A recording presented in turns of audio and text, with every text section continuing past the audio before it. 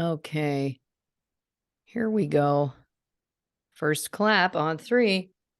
1, 2, 3. Welcome to this episode of True Crime and Cocktails. We're so glad that you're here. As always, I am your host, Lauren Ash, and as always, I am joined by my co-hostess with the mostess, Christy Oxborrow. How you feeling? I'm feeling even better after that stank you put on cocktails. Cocktails. It wasn't deliberate, but I also feel like it was a little stanky for sure. I liked it, like it in the best way, Yep. the best kind of stank. You know what it is? Is because the cadence was off because I always say, "What's up, everybody?"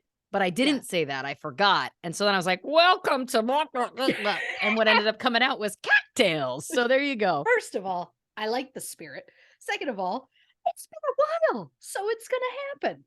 Yeah, you know what? It's nice to be back in the saddle with my best gal. Yeah. Nowhere else I'd rather spend my time. I could not agree more. I could not agree more. Listen, couple quick things I got to get out of the way, right? Look at this new notebook. I'm not one to push the merch that I make on this show. I mean, from time to time, but this episode's coming out December 6th. Is that right? Yes, it is. Okay, great. Yes. And I do think this is the last week that I can probably guarantee delivery for before the holidays. And this just arrived to me. So nice. On the back, Merry Christmas Chuckleheads 2022. Come on. But yeah, I just wanted to mention that in case anyone is interested, truecrewmerch.com. There is Hanukkah merch this year. Very proud of that. There's bigger blankets, both in the Bert and Mary, the 2 Chuckleheads and the Hanukkah designs. So check it all out if you're interested. Obviously, there's no press, but truecrewmerch.com for all your true crime and cocktails official merch needs. I like that I never know what word you're gonna shorten. Yep. And what words you will. I can't remember. You did one the other day that surprised me. During the brunch, someone recommended a book to us, and you were like, I like the Rex, the Recos. And I was just like, I could not love it more. It's just a delight. You never see it coming. Now I'm wishing I'd said, I appreciate the parks and recs. You know what I mean? Like that. I do also like when you go on pop culture tangents. Yeah. Look, you know what's fun for me is that I never know what's going to come out of my mouth. Hey, that's part of the magic. I think that I bring to this show. You like a surprise party nonstop. Yeah, I mean, you meticulously researched. Me doesn't know what's going to happen now, unless I've researched. In which case, then I got my eye on the prize. But yeah, no, just in generally in these, no idea, no clue. Defense. I don't know why I'm defending myself when you're just very complimentary. But in my defense, I'm a boob. I like that. That's defending yourself. Calling yourself a boob is your own defense. Well, because I'm like, whoa. I'm no square. I think is where I was trying to go with that. I'm not a nerd. I so am. But still, there's nothing wrong with being a nerd. I got in trouble for this. I know. I don't even remember what it was I did get in trouble for. I do. I won't share it, but what I will share. What I will share is that one time when Christy would have been, early teens, I want to say. She did get in trouble for something, was taken out of the room to have a little bit of a talking to. And when she came back, it was almost like she popped her collar. It was like, she was like, I got in trouble for this. It was the coolest thing I've ever seen. So you're cool. You're cool. Don't try and hide it. I was cool once. In that one moment. And just as quickly as it came, it was gone again. Listen, I don't know if that's true. I also was going to say, you ain't no Poindexter. That was what was on the tip of my tongue. You ain't no Poindexter. Yeah. We would have been a hit in the 50s. Really would have. Now listen, a couple quick things we got to talk about before we get into the episode. This episode, of course, is the Drew Peterson episode of the show, which was our October patrons poll pick. Over on Patreon, you can vote in a monthly poll to choose an episode that we cover on this main feed of the podcast. This was October's pick. So we're gonna get into all things that case in a few minutes. But we've got lots of things to talk about before we get there. In what is, becoming the chat portion of the show. Chat portion? What is becoming? It's always been this. It's always been this. We've just never given it a title. Yeah. But I like the officialness of the title. You know what I like? This is where I like to get my promos. So I'm just Of waiting course. with bated breath for that magical word that comes out of your mouth. And I go, there it is. And then she takes a note. Yeah, listen, we've got a couple of updates, or an update on a case. We've got all kinds of things to hit, but obviously, one thing we have to hit before we go anywhere is what are you drinking over there? Oh, I'd say and a water. I forgot my water. I was in such a rush to make sure I got here. I'll get it at the break because always stay hydrated. Always. Again, Poindexter. Poindexter! I'm just currently doing a Slurpee on one of the coldest damn days we've had so far. To see that for you. You know what? There's a certain It's nice. Yeah, there's a certain kind of spirit that can have a cold drink on a cold day, and I'm also one of those people. So kudos. Oh, I also complained the entire time my skin touched the air. Yep. Even did like like the second I left the store holding my drink in mittens, thank God. Got home and was like, I need a minute to warm up and then I'll get into it. Yeah, that's where I'm at. I mean, when it's so cold, you need a minute to thaw out before you can function. I mean, that's Canada. That's not all of Canada, but that's definitely parts of Canada. It is. It is. Listen, I'm also taking it ace. Take it ace. With a tangerine LaCroix. That's a nice item. That's a nice beverage and a water. Because again, I always have to have at least two, but usually I have three. Maybe I'll get a glass of El Vino on the break. You know what I mean? Then I'll feel like I've earned it. I'll feel like maybe it's like, that's a little treat. You get through the chat portion, you can get a little treat. I'm going to come up with a better. That for you. We're going to come up with a better name than chat portion. I think we had maybe come up. Well, now I've got a bugaboo about it. Also, just so you know what's in my line of view, Fox ripping his butt across a throw rug, just itching it so hard, pulling himself along. What I like is he's never put himself in my line of view for a podcast record ever. But there he is. I see you, bud. Are you getting it? Oh, he's getting it for sure. Good news. He just direct eye contact. Oh, you believe it. The good news is he stopped rubbing his butt along the carpet and then just gave it a small sniff. Oh, buddy. Buddy, you're better than that. Hey, you're better than that, and you know it. You know it. But listen, that does segue beautifully into something I do have to address very quickly, which of course is that as we talk about on this podcast quite often, we have built a family of characters that are parts of this podcast in one way or another. The Dave Grohls, for example, the Betty Whites of the world.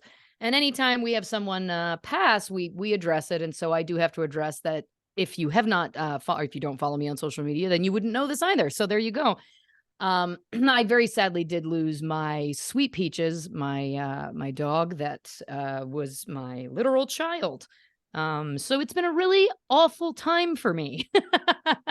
And it feels like Fox knows, because normally she's the one who's poking around in my line of view while I do these records, but I can't belabor talking about it or I won't be able to function for the next 2 hours. But just wanted to say that I appreciate anyone who has taken the time to message about her passing. Not okay whatsoever. And it's a huge loss. We're in thick grief. Yeah. But maybe on that break you get 2 wines. Getting by. You know? Yeah, it feels like maybe it's a two wine kind of day. And maybe on that break I'll get to see Fox do something else disgusting to bring a smile to my face. But anyway, I just wanted to give her a shout out, as she was such a fixture on this show for so long, and obviously in my life. So yeah, there you go. Rest the only one you never had to yell at. The only one I never yelled at. Never. Well, other than when not yelling, but when I would hear her tip-tapping around. Of course. And she was, of course, so blind by the end that I was like, there was often times where you'd hear me go off mic and just yell, Peaches, what are you doing? Sure. Come here. That was more of a joyful calling. A joyful calling. Yes. Whereas Sharky. or Fox. Yeah, that's the trifecta. Yeah, She, always a delight and a joy just looking for me. Sharky yeah, doing something idiotic, perhaps dangerous, and then yes. Fox just making me question him, making me question his choices. That's Yeah, really yeah. yeah, Fox doesn't make the best choices. I mean, today he certainly isn't. That was a real question. He's done some things over the years. Listen, I'm not trying to shame him. He's a great dog, but he's done some things over the years that would make anybody really question because he's very smart. But then he'll do some things where I'm like for example, and I won't belabor it, but there was the time I looked into the backyard and I was like, "Fox, what are you doing?" And he turned his head, and a log of his own turd was sitting out of his mouth like a cigar. And it was like, why? Why, man? You're so much better than that. Like, he's never done it prior or since, but that day, I don't know if it was a bit. It was almost like he was doing like Groucho Marx. Like, it was ridiculous. Oh, Yeah. that well, if I may put in a request now Yeah. for Fox to have a little Groucho, like, mustache, glasses kind of thing for some sort of Halloween or maybe a cosplay that we I've already written somehow down Fox Groucho costume.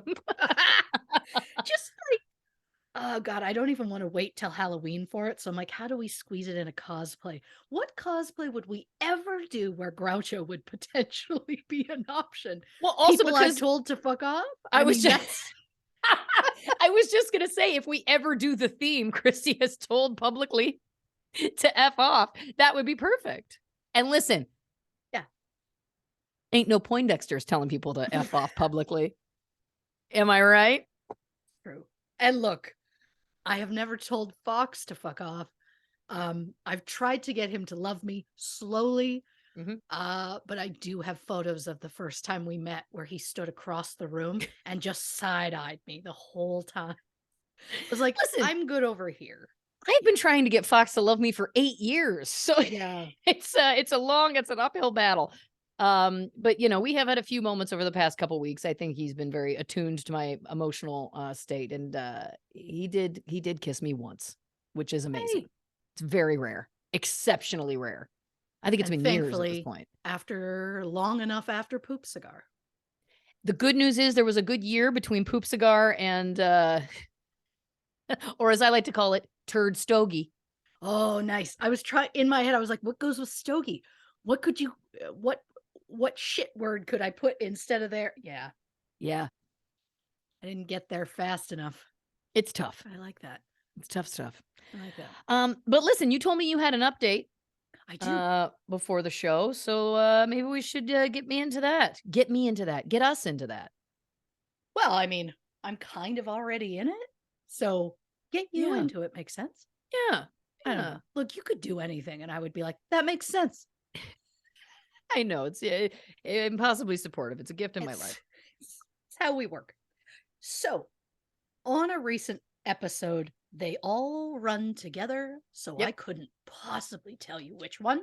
Nope. I gave an update on the Delphi case. That after 5 years, a suspect had finally been arrested and charged with the murders of 14-year-old Liberty German and 13-year-old Abigail Williams. In that specific update, I mentioned a photo of the suspect, 50-year-old Richard Matthew Allen, that had been posted on social media. He was sitting in a room that had a picture of the police sketch hanging on the wall behind him. I was originally told the photo was taken in Allen's home. I have since learned it was taken in a public bar. So it's not like they had the photo hanging up at their house that we know of. So my apologies for the error. But there has been an update on November 30th, the very day of this record. Oh. It was announced that an unspent bullet that was found within 2 feet of the girls' bodies had been, quote, cycled through a 40 caliber pistol that was owned by Richard Allen. Whoa. Police found the very weapon at Allen's home during a search on October 13th. It was determined that Allen purchased the gun in 2001, and according to an interview on October 26th, Allen told police he had never lent the gun to anyone else. Allen had been originally interviewed by police back in 2017 when he told them he was walking on the trail on the day the girls were killed when he saw 3 females at the bridge. Allen claims he didn't speak with them. He claimed he walked to the Monon High Bridge and he didn't see anyone as he was, quote, watching a stock ticker on his phone as he walked. When Allen was interviewed in October 2022, he again claimed to have seen the 3 girls during his walk. He said he walked across the Monon High Bridge, then back and sat on a bench on the trail and then left.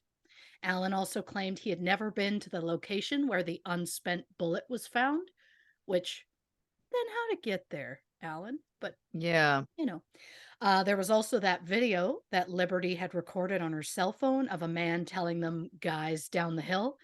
Well, according to the police, early in the video, one of the girls says the word gun. So I assume that is how the suspect forced the girls down the hill to the wooden area to begin with. Allen's attorney claims the police have the wrong man, but of course they do. It's his job. And the prosecution claims they have good reason to believe that more than one person was involved in the deaths of the girls. The new update also mentions that a witness told police that while driving in the area on the day of the murders, she saw a man walking from the Monon High Bridge wearing clothes that looked, quote, muddy and bloody. The witness believed the man had been in a fight. The girl's cause of death has still not been released. But shout out to True Crew member Sharon for sharing the update with us. So Wow. we still don't know how they were killed, but I mean, it's safe to assume a gun was involved if there was even unspent bullets Yeah. at the scene. Well, my question is this. I mean, Yeah. again, because police have been so tight-lipped about all of the details. Very, yes. But it's always felt like they've been kind of alluding to the fact, when they would do press conferences, they would kind of allude to like the person could be in this room. I remember they said that at least Yes. once, if not twice.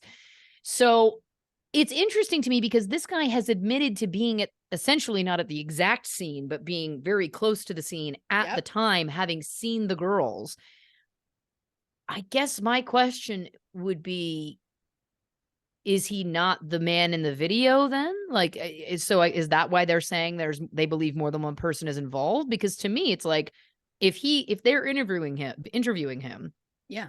and he has said, yes, I was there, yes, I saw them, then to me, it's like, isn't that enough to, I mean, again, we get into our questions we always have about search warrants, but like, then couldn't you at least search for the clothing that would match what was on the video? Granted, he could have gotten rid of them or burned them, but I don't know. Like, that's just this.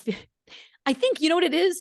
I understand that the police were keeping information close to their chest, like that, and that have been going on for so Sure. long, but these feel like details that are like, I don't know. I feel a little bit like rocked, to be honest, because it's like, it feels like you were way closer for this entire time. Like, it feels like, why did this take this long? I yeah. My big question immediately was like, okay, well, you, I know it takes extra to get a search warrant, but you had that bullet and you've since, in the last 2 months, have matched that bullet to the gun that you got from a suspect's house. And it's like, why'd it take that many years just to get a search warrant for his house? Yeah, because to Especially when me, he admits to being there. And his yeah. phone would have pinged in the area at the exact time. Well, if he's claiming to have been looking at a stock ticker on his phone. And he's like a similar build of the guy in the video.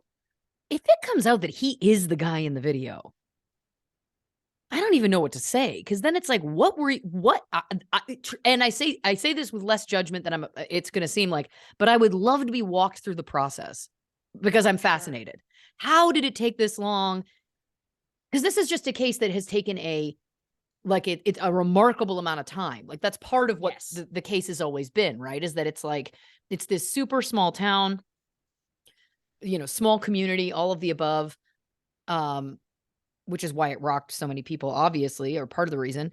And to me, if they had got that bullet at the time, if it had been put into evidence, then anybody you're talking to, well, my first thing would be asking if they have a gun and then asking if they want to volunteer it.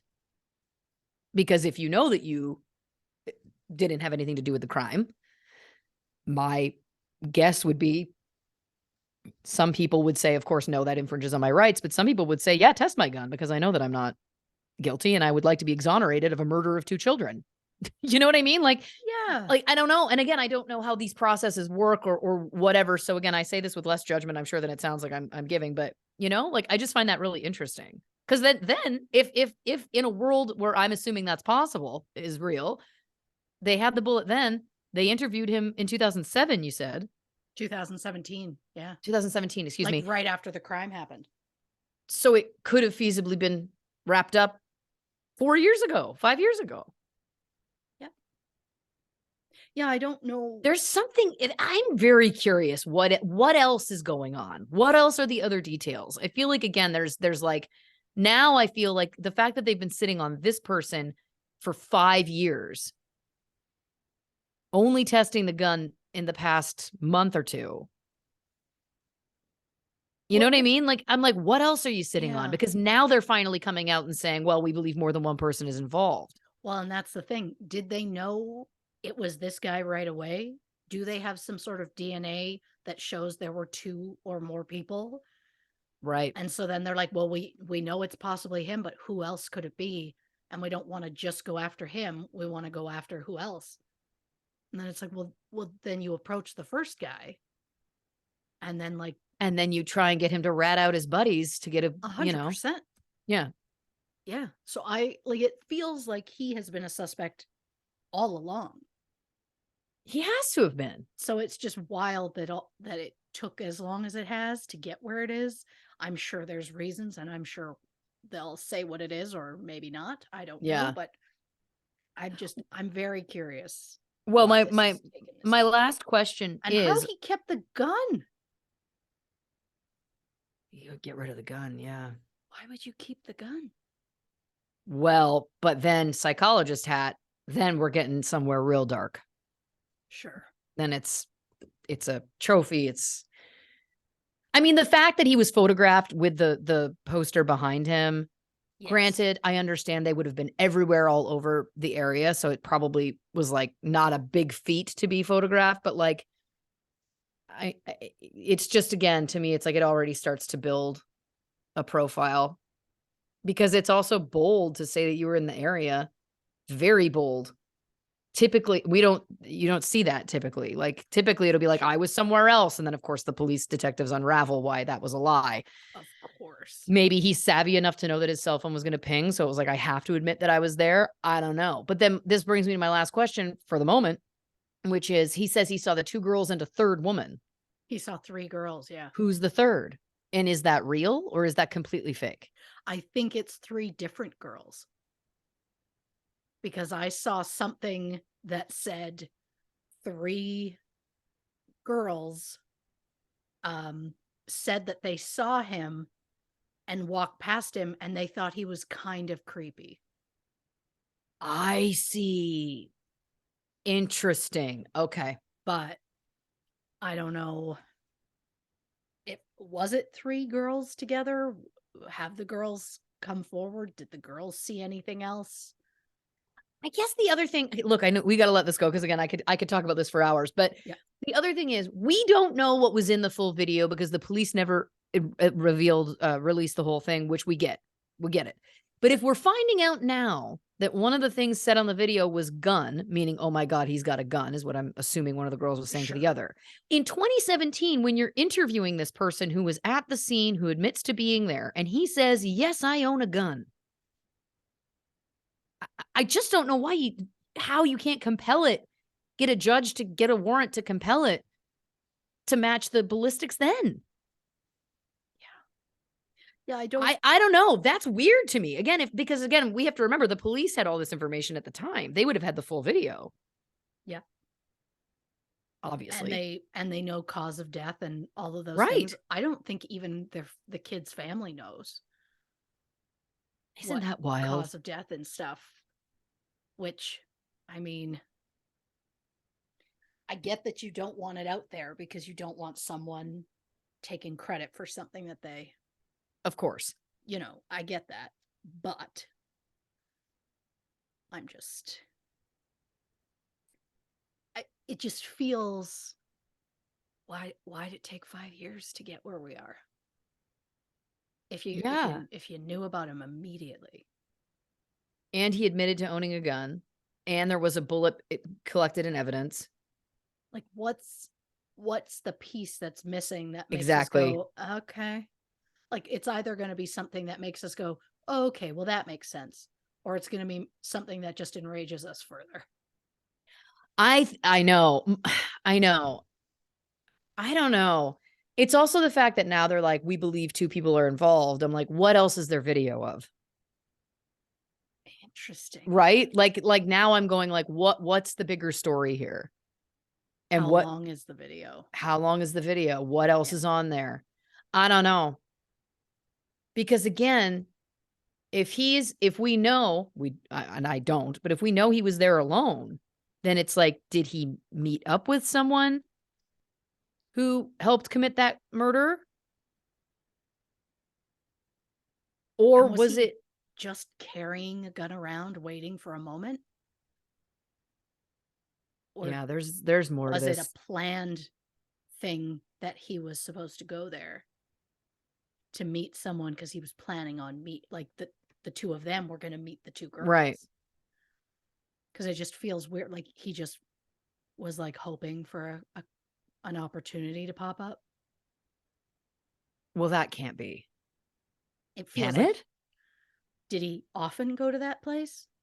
Could they check his cell phone records to see how often did he go and walk that trail? What are the odds he would happen to be there the day the girls were there? Yeah. Did he specifically go there because he knew they were going to be there? And then how did he know they were going to be there? Yeah, there's a big piece that's left here, and I'm going to hope that again, when it all comes out, we'll go, "Oh, wow, okay." Like that's my real hope. Because at this point it's like it just feels very odd. There's to me, my spidey sense is just like there is something that is so twisted and dark Yeah, about the connection between who these 2 men are potentially. I'm sure, speculating it could be any gender. We're speaking statistically. sure. Do you know what I mean? Like the two murderers, that's a better term. Um, it's going to be the connection between them that's going to be this like the bombshell or whatever. It just feels like there has to be a bombshell. If there's no bombshell, then it's going to feel like what is this? Because we Yeah, know that cases are not solved nearly as quickly as we see them dramatized on television. We know that of that is course. true. But 5 years is a significant amount of time when Yeah. it feels like it wasn't a needle in a haystack necessarily. Feels like right away this guy was in front of them right away. So Yeah. listen, we will continue to update you, dear listeners, as we can continue to learn more, because obviously that case is unfolding in real time. And it is, there's a reason why it gripped the internet. That is for sure, because it Sure. is confounding. And it seems that even now, as it feels like we're getting closer to answers, it's still confounding. So more to come on all of that. But listen, I feel like it's getting to be that time. I feel like we should get into the case. I feel like we should pivot. Oh, oh man. I was trying really hard. Oh my God. This is just the first one. Please. Chucklehead chat. Oh, I'm liking this. Mhm. Yep. Yep. Chucklehead chat is good. Yep. Chuckles and chats. What could, because I mean, we get the true crime and cocktails is the second half. Second half. Oh God. Half. Could you This is imagine? getting it's extending. No. Draw out the banter for a full hour. Some people would like that. Yep. Um, oh, I mean, if that part's true crime and cocktails, then this part is chats and secrets. I got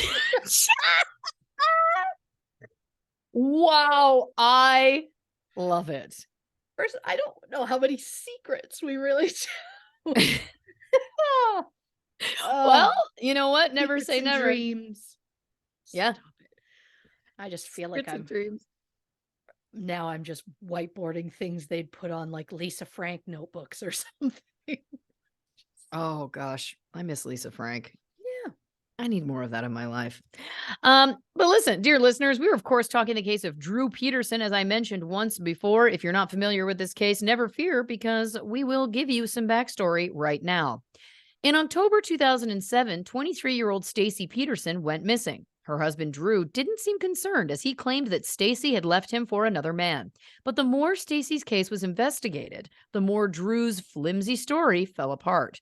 Police then started looking into the case of Kathleen Savio, Drew's ex-wife, who died from accidental drowning in 2004. However, when Kathleen's case was re-examined, investigators determined that Kathleen had actually been murdered. So, what's the deal with Drew Peterson? Did he murder his ex-wife Kathleen? Did he have something to do with Stacy's disappearance? Did he abuse his position as a police officer to harass and control his family? Christy Oxborrow investigates. I'm going to say it also right off the top. I did not know much about this particular case before it was Yeah. chosen. I'd heard some things, but I was like, but I didn't know a lot. And oh, this man makes me seethe on a Yeah, level that it's I bad. just can't. So I'm probably going to see through much of this because Of course. I hate a cocky male. I get that. I get that. But also, right off the top, disclaimer: this episode will contain mentions of physical abuse, child loss, suicide, and substance abuse. So, trigger warning for those who need it. Drew Walter Peterson was born January 5th, 1954, in Bolingbrook, Illinois, which is about 30 miles or 47 kilometers southwest of Chicago. Ooh, I like that. I like that. That That's just naturally, that's online with cattails. yeah, it is. It is. Ah, he attended Willowbrook High School in Villa Park and was a member of the cross country team. Drew graduated in 1972 and briefly attended the College of DuPage before joining the United States Army, where he served as a military police officer until 1976. In 1974, Drew married his girlfriend of 3 years, Carol Hamilton. The couple met in high school and started dating when Drew was a senior and Carol was a freshman. For those unfamiliar with the terms, that means basically Drew was grade 12, Carol was grade 9. Apparently, Carol was also Drew's date to the senior prom in 1972. The couple moved to Falls Church, Virginia, while Drew was stationed in the military. According to Carol, Drew's main ambition was to become a police officer. So after leaving the Army, the couple moved back to Illinois, where Drew joined the Bolingbrook Police Department in 1977. Now, I don't know the exact years, and it kills me not to be as specific as possible. But at some point between 1974 and 1978, Drew and Carol had 2 sons. When Carol was 5 months pregnant with their first child, she suffered a miscarriage, which left both Carol and Drew devastated. Carol said that Drew was incredibly supportive at the time and that he was by her side throughout the entire ordeal. At some point after that, Carol gave birth to the couple's first son, Eric, around 1979, followed by their second son, Stephen, around 1980. When Carol was pregnant with Stephen, she discovered that Drew had been cheating on her. And when Carol called Drew out on it, Drew not only admitted it, but also said he didn't want to stop seeing his new girlfriend. Carol said their marriage had problems before they had kids, but it went downhill after the kids arrived, which is promising Yeah. for marriage. God, that's sad. Anyhow, I would also say maybe the problem was Drew, but anyhow, Well, common again, denominator. I'm going to get real catty about that man over the course of this. Drew and Carol separated in 1978, and Drew officially filed for divorce in 1980. Since Carol wasn't working at the time, she couldn't afford a lawyer, so Drew's lawyer mediated the entire divorce, which feels concerning, but Carol didn't Yeah. mind as she was given full custody of the children, and that's all she wanted. In 1981, Carol married a man named David Brown, and the couple have been together ever since. Drew started dating 20-year-old Kyle Peary, and the couple even were briefly engaged before breaking up 4 months later.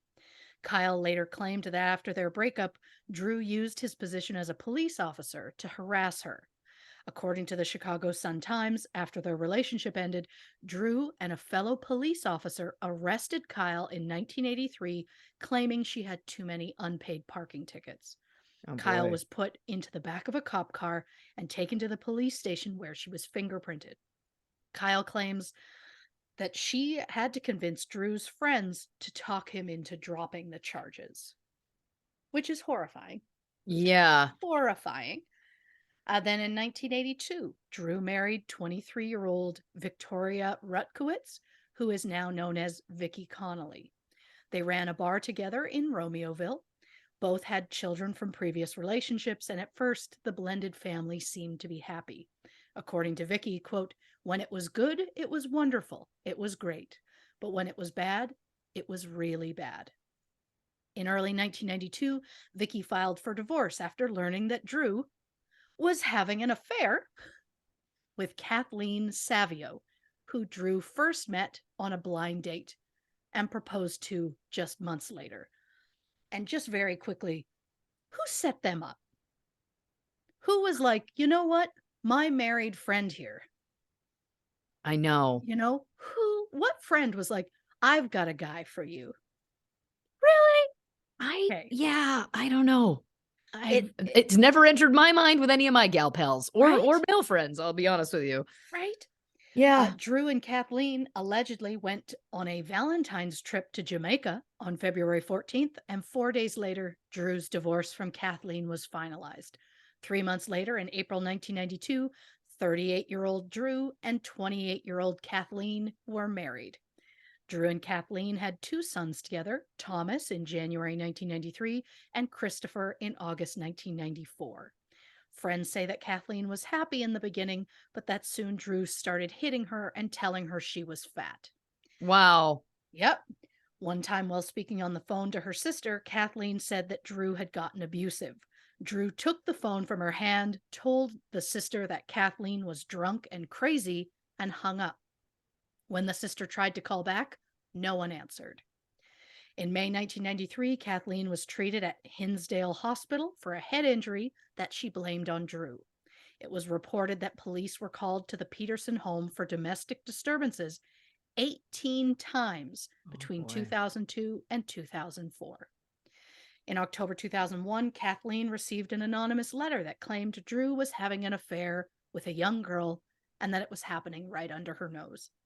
Allegedly, Drew had a special room in the basement that was black with mirrors on the walls.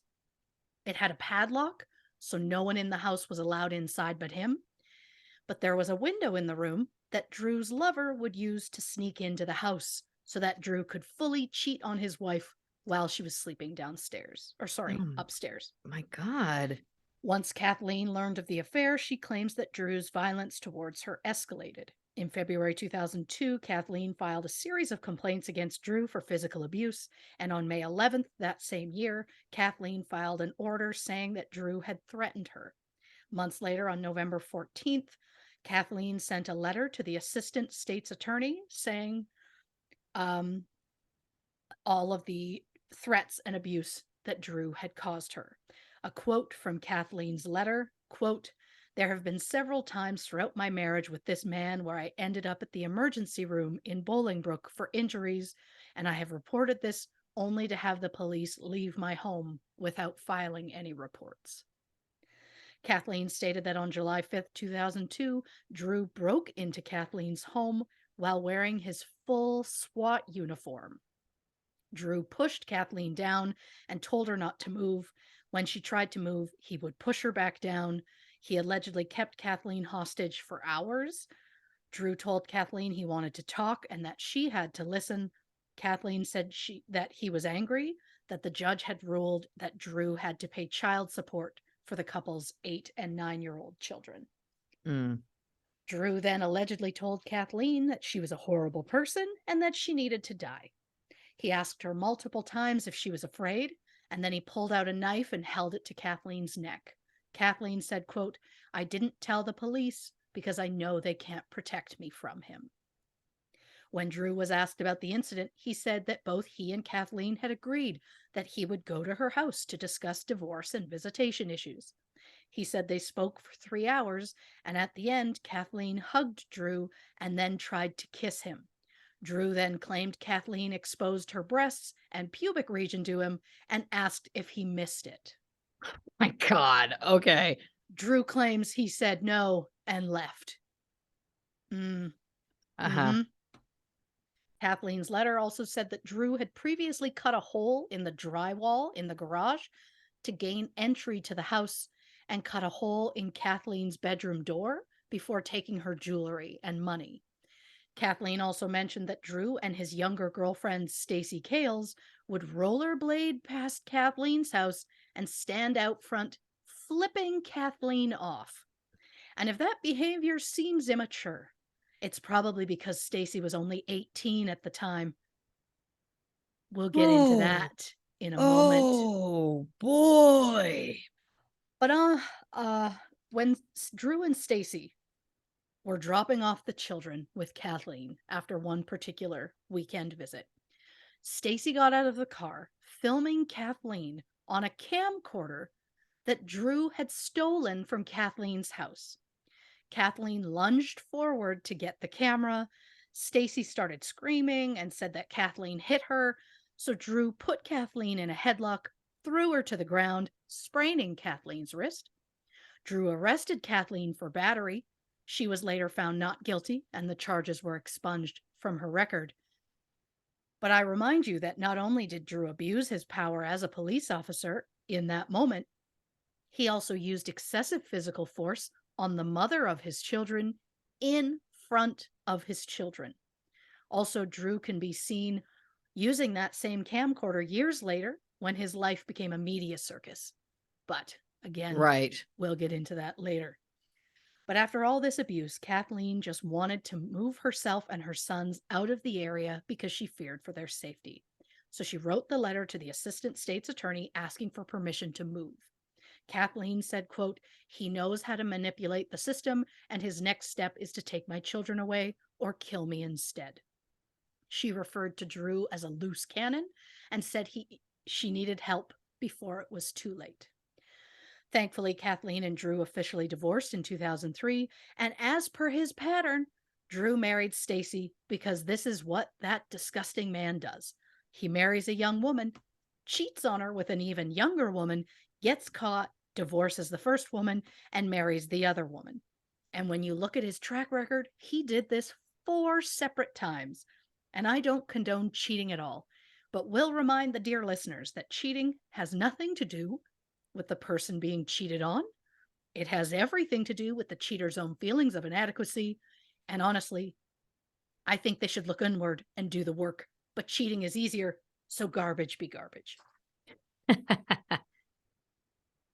But I do truly believe that Drew manipulated some of these women into being with him, especially Stacy. Now, affairs in general are gross, but this particular affair crossed a line because Stacy was legally a minor at the start of their relationship, which to me is not an affair or a relationship. It's straight up sexual assault. And to be clear, I do not blame any of the women in this situation. I truly believe that Drew took advantage of most of them, especially the teenager. And while some people may think, Christy, you should just give us the information in a non-biased way and let us decide who is garbage and who is not. I will say, even if Drew didn't actually do the things he will be accused of later in this episode, we know for a fact that Drew Peterson took advantage of a 17-year-old girl when he was in his late 40s. And while Stacy did seem to consent, She was a minor and he was a fucking adult who should have known better.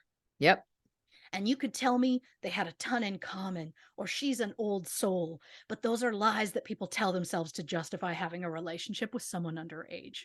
Yep. Stacy was a child, Drew was a fucking predator. And yes, 17 is technically the age of consent in Illinois, but it's still gross.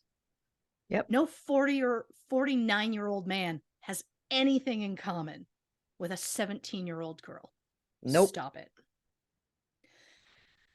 But treating women in a positive way just doesn't seem to fit Drew's pattern. He married Carol when he was 20 and she was 17, which that was fine because they knew each other. They've been dating since he was 17. So, Right. okay, sure. A few years later, Drew has an affair with a 20-year-old, which ends his marriage.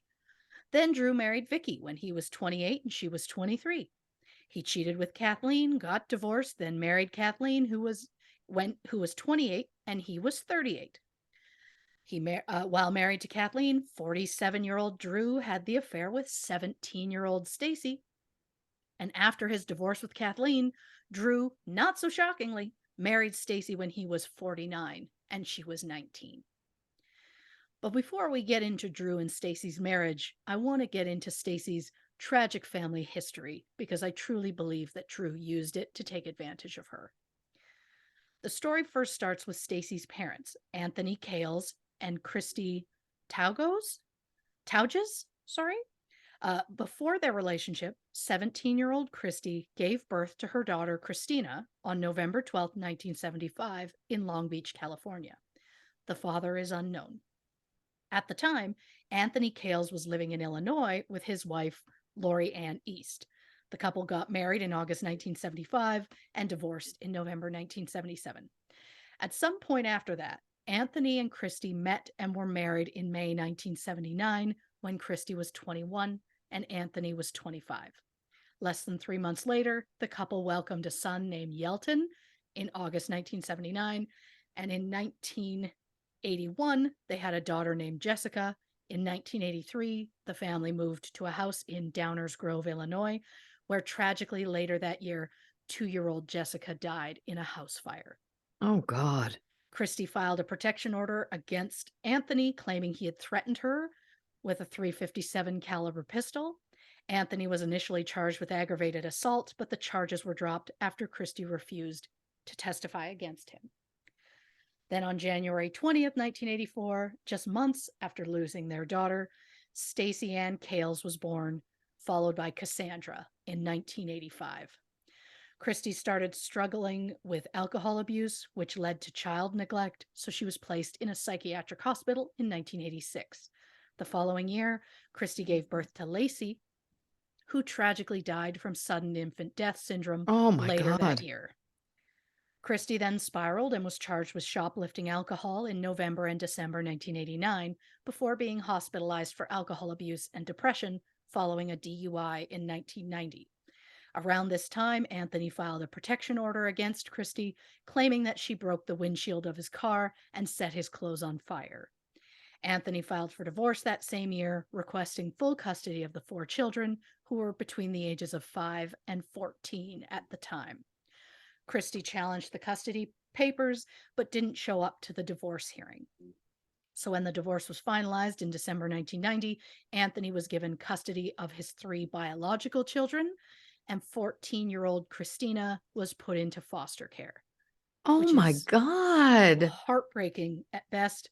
I am curious if Anthony requested custody of Christina or not. It's possible they wouldn't allow Christina to legally live with him since he wasn't listed on the birth certificate. I don't know how the specific legalities of it worked in the early 90s. Oh, But yeah. I truly hope that Anthony at least tried to get custody of Christina.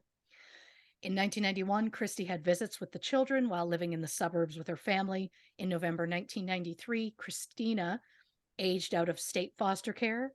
In 1994, Anthony moved the 3 children, now aged 9 to 14, to Fort Myers, Florida, where he met Linda Olson at a tiki bar.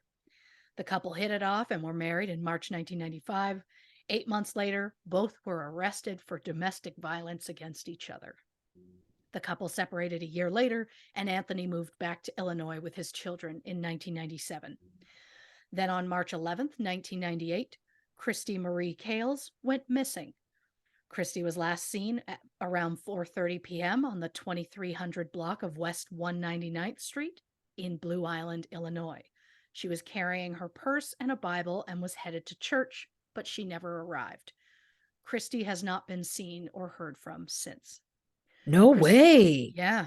Christy was 40 at the time of her disappearance. She was described at the time as a Caucasian female, 5'4", 140 pounds, with brown hair and brown eyes. While Christy was known for up and leaving for days at a time, her family believes that she did not leave of her own accord, but rather she was murdered by her then boyfriend. No arrests have been made in connection with Christy's disappearance, and as of November 2022, Christy's case remains unsolved. Wow. So by 1998, the family had suffered through the deaths of two very, very young children, and now Christy was missing. Add in moving around, the domestic violence between Anthony and his partners, plus the fact that the oldest child was sent to foster care, it just feels like these kids had an unstable childhood full of tragedy and trauma, which I honestly think is linked to the fact that Stacy, who was 14 at the time of her mother's disappearance, ended up with Drew. In 2001, Stacy graduated from Romeoville High School and started working at Spring Hill Suites Hotel in Bolingbrook. Soon after, and I'm gonna be blunt and call it like it is, Stacy was groomed by Drew Peterson. In July 2003, Stacy gave birth to the couple's first child, Anthony. Drew's divorce from Kathleen was finalized on October 10th of that same year, and just 8 days later, on October 18th, Drew and Stacy were married. Cut to February 2004. Kathleen had custody of her sons, Thomas and Christopher, but Drew was given visitation on the weekends. So on Friday, February 27th, Drew picked up the boys and took them home, or to the home that he shares with Stacy and their son, Anthony. Drew spends the next day at home with his family, including his oldest son, Stephen, or one of his older sons, I should say. On Sunday, February 29th, Drew and Stacy take the kids to Shed Aquarium and arrive at Kathleen's house at 8 p.m. to drop the children off. However, Kathleen does not answer the door or her phone. The next day on March 1st, Drew calls Kathleen and leaves her messages throughout the day, but she doesn't respond. Drew goes to work at 5 p.m. and heads over to Kathleen's house around 7 p.m. When Kathleen still doesn't answer the door, Drew asks her neighbors and a locksmith to help gain entry to Kathleen's house. When the door is opened, Drew waited outside while the neighbors went in. Drew ran in the house when he heard screaming. Kathleen's body was found in an empty bathtub. Her hair was wet, but the inside of the tub was dry. She was lying naked on her side in the tub and had suffered an inch-long laceration on her scalp, as well as several small abrasions on her body. Kathleen was 40 years old at the time of her death. She was described as ambitious, kind, always smiling, and the life of the party. Before Kathleen's death, a meeting had been set for April for her and Drew to make the final financial arrangements regarding the division of their marital assets. And usually the financial stuff is dealt with prior to the divorce being finalized, but Kathleen agreed to settle financials later so that Drew could hurry up and marry Stacy. Oh, God. 2 weeks after Kathleen's death, Drew produced a handwritten will dated March 2nd, 1997, signed by both him and Kathleen. In the will, both parties left all of their assets to each other. Kathleen's divorce lawyer stated that Kathleen told him she did not have a will. On March 20th, the Will County Coroner's Office released an autopsy report noting that Kathleen's hair was wet with blood from the laceration on her head and that her tongue was partially clenched between her teeth. The report noted several small abrasions, but in the end, Dr. Brian Mitchell determined that Kathleen's cause of death was accidental drowning. In May 2004, an inquest was held where Kathleen's family testified that Kathleen feared Drew Peterson, who stood to financially gain from Kathleen's death. But an Illinois state police officer testified that investigators found no reason to suspect foul play. In the end, the 6-person jury ruled Kathleen's manner of death to be an accident. You know, I had watched some content about this case years ago, Yeah. but A, I had forgotten a lot of the details, and B, I think that you're, as always, just bringing far more details than what I saw, and this is already just so horrifying, and I Yeah. remember being horrified before, but I feel like I'm more horrified now, which I didn't think would be possible, but then again, nothing shocks me on this show. Um, but on that note, let's take a quick break, hit the can, grab another drink, and we're going to be back with more on this truly unsettling case of Drew Peterson on this episode of True Crime and Cocktails. Clap two. On three. 1, 2, 3.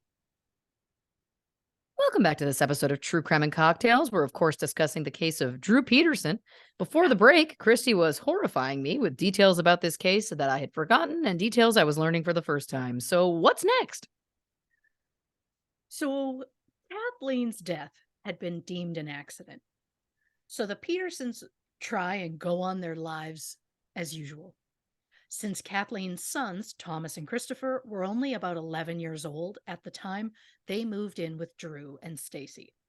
Stacy treated the boys like they were her own, and she even legally adopted them. Then in January 2005, Drew and Stacy welcomed their second child together, a daughter named Lacey. Drew and Stacy's marriage seemed happy on the outside, but according to Stacy's family and friends, she was unhappy and looking for a way out. Although Drew would tell people that their problems were caused by Stacy's depression, which was caused by issues with her family. Mm. In 2002, Stacy's brother Yelton was arrested for domestic battery and sentenced to 15 months. Then he was arrested in February 2004 for aiding and possession of a stolen vehicle. And in January 2005, Yelton was arrested for aggravated sexual assault. And if that wasn't enough to add to the tragic history of the Kales family, in September 2006, Stacy's half-sister Christina died from colon cancer at the age of 30. 30. Oh, Yeah. God. Stacy was devastated by Christina's death, as the two had been living together prior to Stacy moving in with Drew. Again, that poor family had more tragedy in their family than most see in a lifetime. And Yeah. while it was a traumatic upbringing for Stacy, I think Drew was the only reason that Stacy was unhappy. And I hate that Drew tried to claim these traumas could be the reasons that Stacy might want to leave him. Yeah. On Monday, October 29th, 2007, between 3 and 4 a.m., Stacy's sister, Cassandra Kales, went to the Illinois State Police to file a missing persons report on Stacy. Cassandra and Stacy hung out on the Saturday night with plans to get together on the Sunday.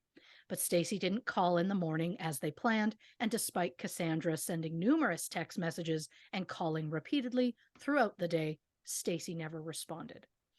A search was conducted for Stacy, but she was never found. Drew didn't seem concerned with the fact that his wife was missing.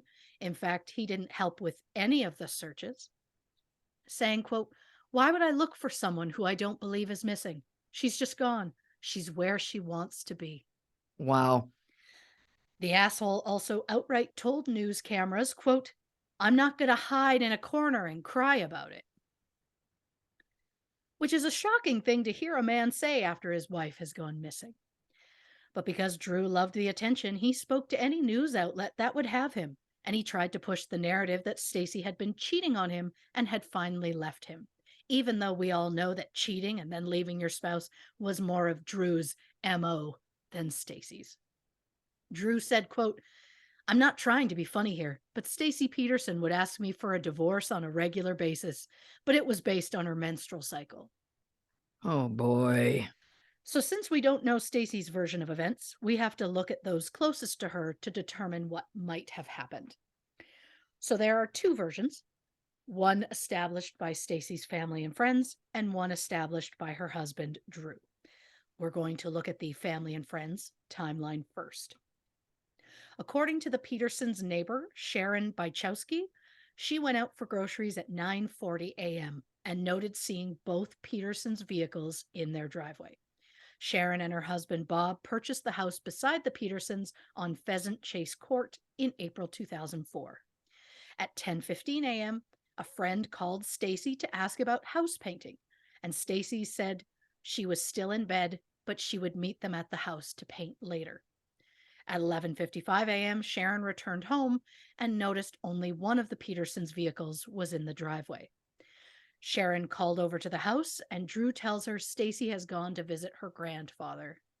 At 1 p.m., Drew brings the kids over to Sharon's house and tells her he needs to run an errand. He returns 15 minutes later. He calls work to request the day off. According to Drew's boss, Drew was scheduled to start at 5 p.m. Sharon and Cassandra both continue to call Stacy's cell phone, but their calls keep going straight to voicemail. Sharon commented that Stacy always left her phone on. At 9 p.m., Drew says he received a call from Stacy saying she had left him for another man. At 11 p.m., Cassandra shows up at the Peterson house, but didn't see either vehicle in the driveway. Christopher Peterson answered the door and said the 4 kids are home alone because Stacy and Drew had gotten into a fight. He said Stacy left the house and Drew went to look for her. At 11:15 p.m., Cassandra calls Drew and asks for Stacy. Cassandra said that she could hear a car door opening, keys going into an ignition, and that Drew sounded out of breath. Drew tells Cassandra he's at home and that he'd been out looking for Stacy, who had left him and taken $25,000 and the deed to the house with her. Yep, I found that questionable as well. At 11:45 p.m., Cassandra goes to the Downers Grove Police Department to file a missing persons report, but is told that she has to file it in Bolingbrook. At 1 a.m., Cassandra goes to the Bolingbrook station and files a report. At 2:30 a.m., Cassandra goes back to the Peterson house and sees both cars in the driveway. Cassandra's friend calls Drew asking for Stacy, and he says his wife is gone and that she left her car at the Clow International Airport. Around 3 a.m., Cassandra files a missing persons report with the Illinois State Police. Cassandra went to the Clow Airport where she noticed security cameras. She called the police and told them to check the cameras. The officer told her, quote, "Everybody knows that camera doesn't record." Oh, really? Yeah. Now for Drew's version of events. According to Drew Peterson, on the morning of October 28th, he arrived home from working the night shift between 5:30 and 6 a.m. Stacy told him that she was going to visit her grandfather at some point in the morning, and Drew headed to bed. Between 10 and 11 a.m., Drew wakes up to the sounds of his children. He notices that Stacy isn't at home. At 1 p.m., he runs some errands while Thomas and Christopher watch the younger 2 children, which is interesting because the neighbor said he brought the children over Right. to her house. An hour later, Drew calls work to request the night off, saying he has extra sick time to use before he retires in December. At 3:15 p.m., Thomas leaves with a friend. At 6 p.m., Drew takes the 3 children to McDonald's, returning home around 7:30 p.m. At 9 p.m., Drew claims that he received a call from Stacy, who told him she was leaving him for another man and that she had left her Pontiac Grand Am at the Clow International Airport. At 9:15, Drew leaves the house to go look for Stacy, returning around 11 p.m. Soon after, Cassandra called looking for Stacy, who, according to Drew, had left him and taken money, clothes, and her passport. At 11:45 p.m., Drew walks to the Clow International Airport to drive Stacy's car back home. He goes to bed around midnight. And just to clarify, the airport is 1.2 miles or 2 kilometers north of the Peterson house. It would take the average person about 25 minutes to walk that. And Drew, who was 53 at the time, claims he walked to the airport and drove home in the span of 15 minutes or less. No. The drive back, yes, would have been quick, but I just don't buy his timeline. Could a 53-year-old walk that distance in that time frame? Sure. Was Drew physically capable? I'm less sure. In the grand scheme of anything's possible, maybe, but I doubt it. No. At 2:30 a.m., The Bolingbrook Police Department calls Drew to let him know that Cassandra has filed a missing persons report for Stacy. The state police interviewed Drew on October 29th. They say Drew was very calm and he was adamant that Stacy had left him, pointing out he found her car at Clough Airport. Drew gave the officers permission to search his house, but they found nothing out of order. They asked for permission to search the two vehicles, or more specifically, Drew's GMC Denali and Stacy's Pontiac Grand Prix. Drew allowed the officers to look at his car, but refused to let them search Stacy's. With still no sign of Stacy or her cell phone, police check Stacy's cell phone records and notice a lot of texts and calls between Stacy and a man named Scott Rosetto. It turns out that Stacy and Scott had reconnected in early October 2007 after not speaking for about 6 years. Scott claimed that Stacy first reached out to him, claiming she had come across his number while she was cleaning out the garage. Scott said that it was completely platonic and that Stacy had told Scott she wanted a divorce. One night when they got together at a local restaurant, Drew pulled up in his squad car and came in and sat in the same booth, wearing his uniform. Drew then asked to see Scott's ID and said, quote, "How would you feel if this was your wife?" Scott said he was terrified, but that Stacy remained calm. Scott and Stacy remained in contact, sending each other some racy texts, but Scott said it was just flirting, no more. But when police checked Stacy's phone records on the night that Stacy disappeared, around the time she supposedly called Drew to say she was leaving him for another man, Stacy's cell phone pinged the Sherwood area where Scott Rosetto lived. But Scott Rosetto, who was a nurse, said he was working at the hospital that night, and hospital records confirm that. Police start to theorize that Drew caught Stacy texting with Scott, became enraged, and killed her, and that he tried to cover it up by framing Scott for Stacy's disappearance. And while that may seem like a bit of a reach, there's a potential witness involved. On October 30th, a man named Tom Morphy was admitted to the hospital after attempting to take his own life by overdosing on pills. Tom spoke with the FBI, telling them that he had tried to overdose because he was so distraught over what he did for his stepbrother, Drew Peterson. Oh boy. Tom spoke with the FBI, who got in touch with the police to say that Tom had confessed that he might have helped Drew dispose of Stacy's body on the night she disappeared. Police interviewed Tom, and he said Drew contacted him October 28th and said he needed help with a problem. Drew told him Stacy was having an affair, and the two men drove through the Starbucks drive-thru, got Tom a coffee with vanilla, and then Drew dropped Tom off at a park in the Sherwood area. Drew gave Tom a cell phone and told him when it rings, do not answer it. So for 30 minutes, Tom walked around the park carrying the cell phone and drinking his coffee. Then the phone rang, and it said the caller was Stacy's cell. But Tom did as he was told. He didn't answer the phone. Soon after, Drew picked Tom up, said he needed a hand at the house. Drew drove the men to the house, where he entered the bedroom, and Tom helped Drew carry a large blue barrel down the stairs and put it in the back of Drew's SUV. Tom said he believed that Stacy's body may have been in that container because it weighed about the same as Stacy, who was approximately 100 pounds. Tom said that he doesn't know what Drew did with the barrel, but he was so distraught over it, he started drinking and then tried to consume too many pills. Police questioned whether Tom was a reliable witness, as he had a long history of alcohol and substance abuse.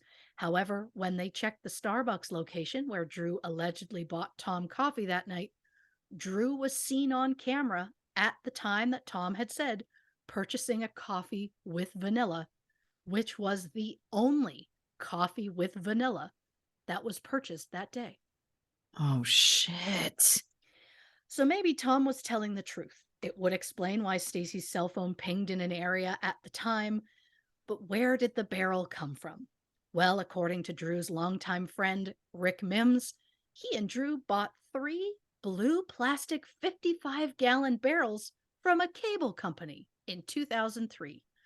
And Cassandra, Stacy's sister, said she saw the barrel in the Petersons' garage on the weekend of Stacy's disappearance. Cassandra asked about it, and Stacy said that Drew had bought it and it was chlorine for the pool or something. She didn't fully know.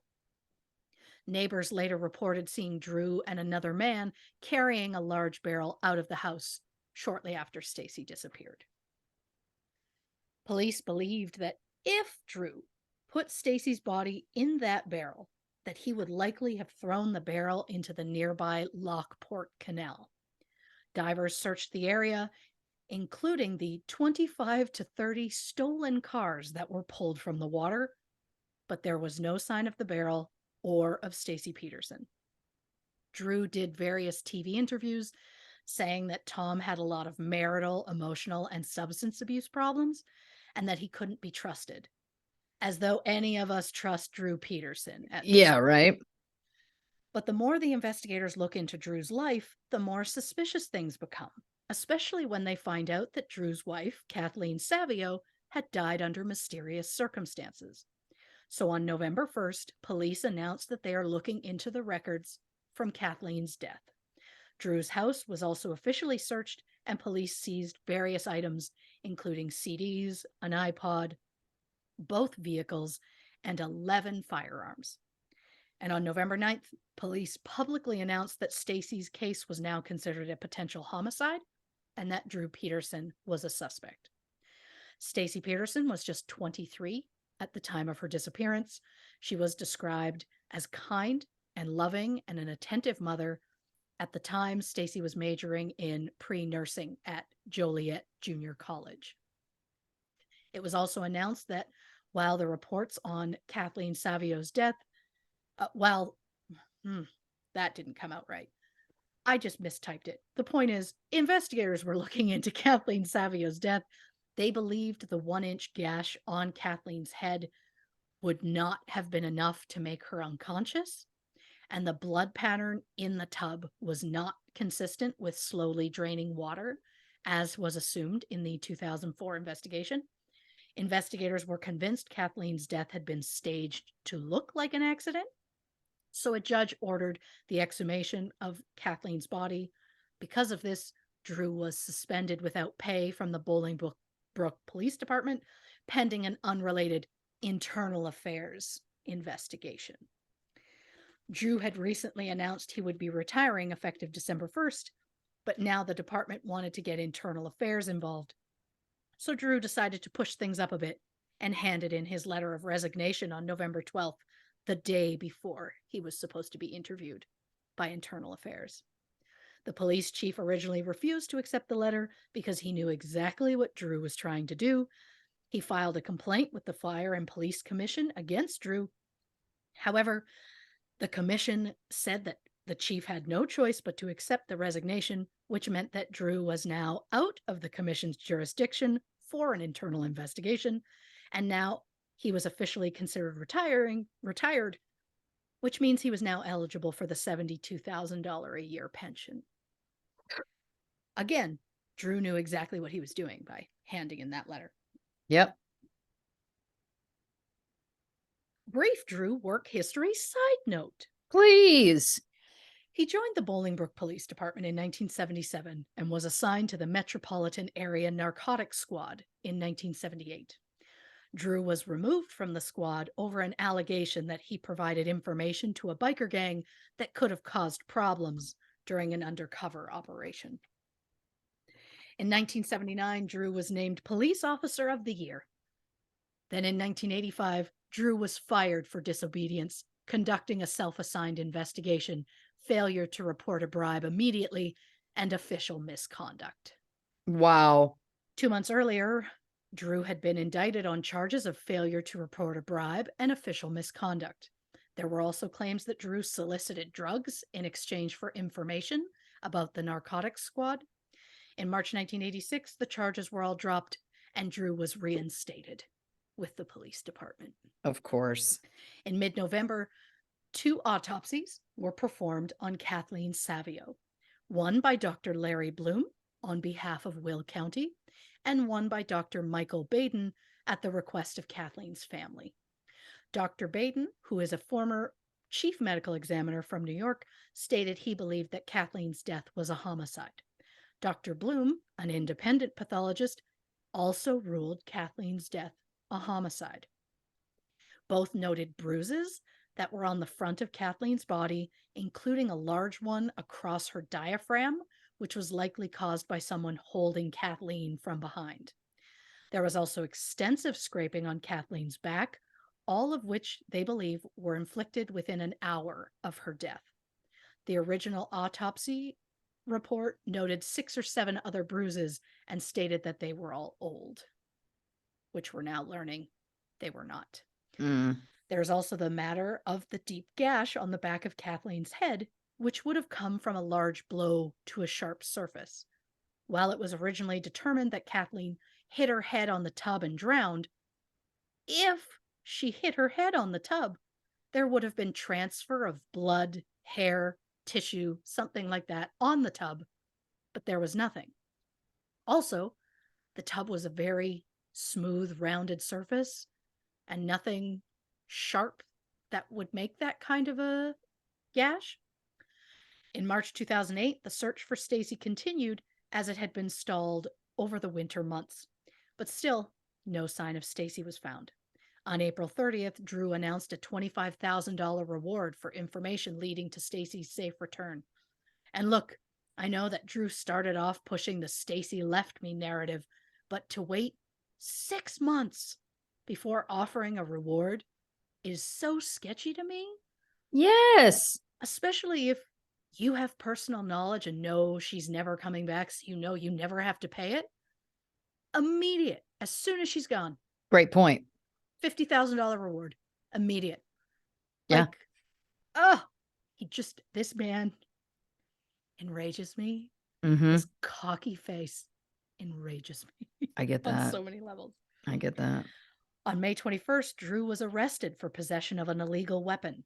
Apparently, Drew owned an AR-15 assault rifle that was too short under state law.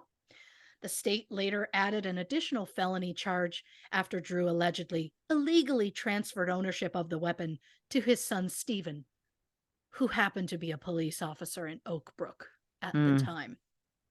Drew's attorney argued that the illegal weapon in question was Drew's secondary duty weapon for his service on the SWAT team, and therefore exempt from state gun laws.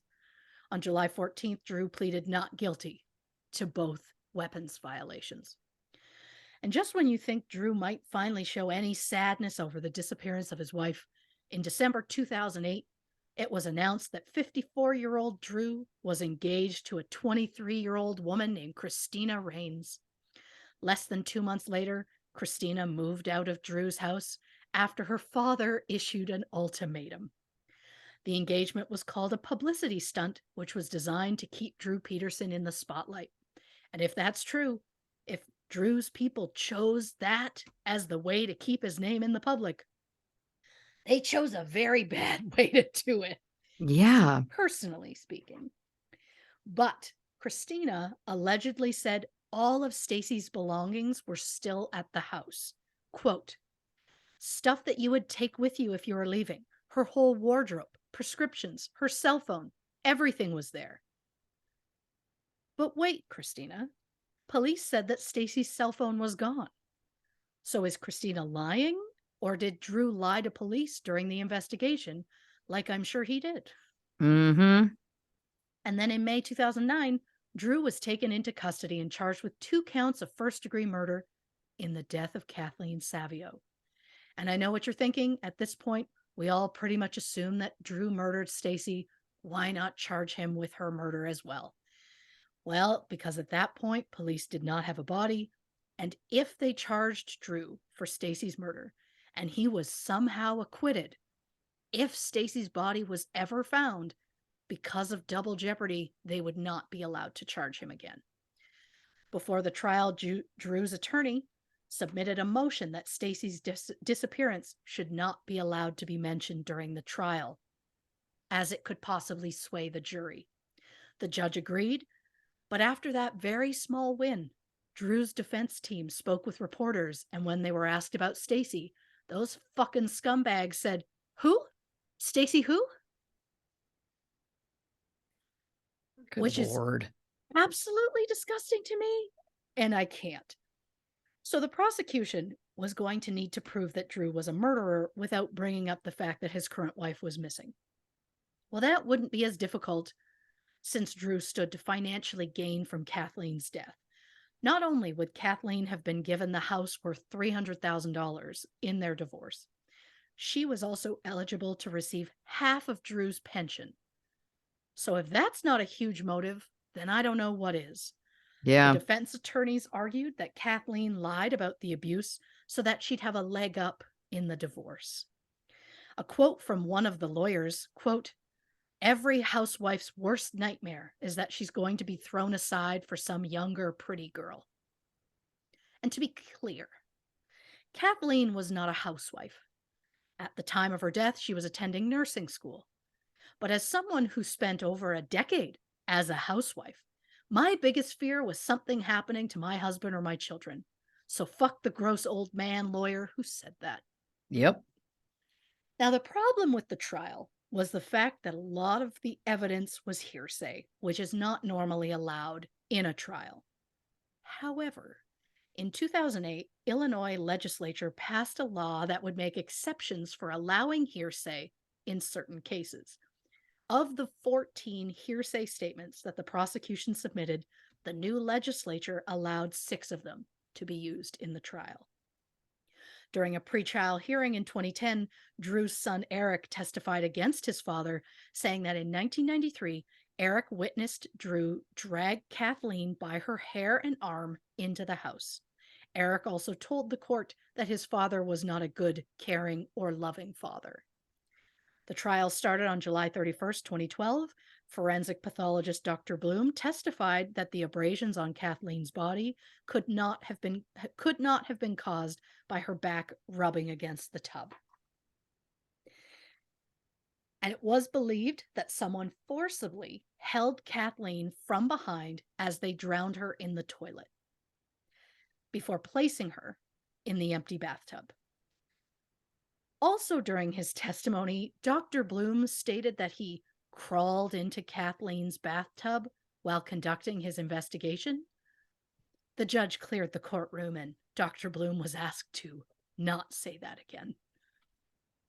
Which I like. It's, I crawled in to like feel it. And the judge was like, please don't. Please don't, sir. I just imagine a very quiet, like, oh, could you not? We're rooting for you, so Yeah, please. it's like, sir, that's so creepy. Please don't. Also testifying at the trial, Mary Pontarelli, Kathleen's neighbor and best friend, who was one of the people to find Kathleen's body. Mary testified that Kathleen's hair was down, which was odd as she would put it up in a clip during a bath, and Kathleen was wearing a gold necklace, whereas she always took her jewelry off before a bath.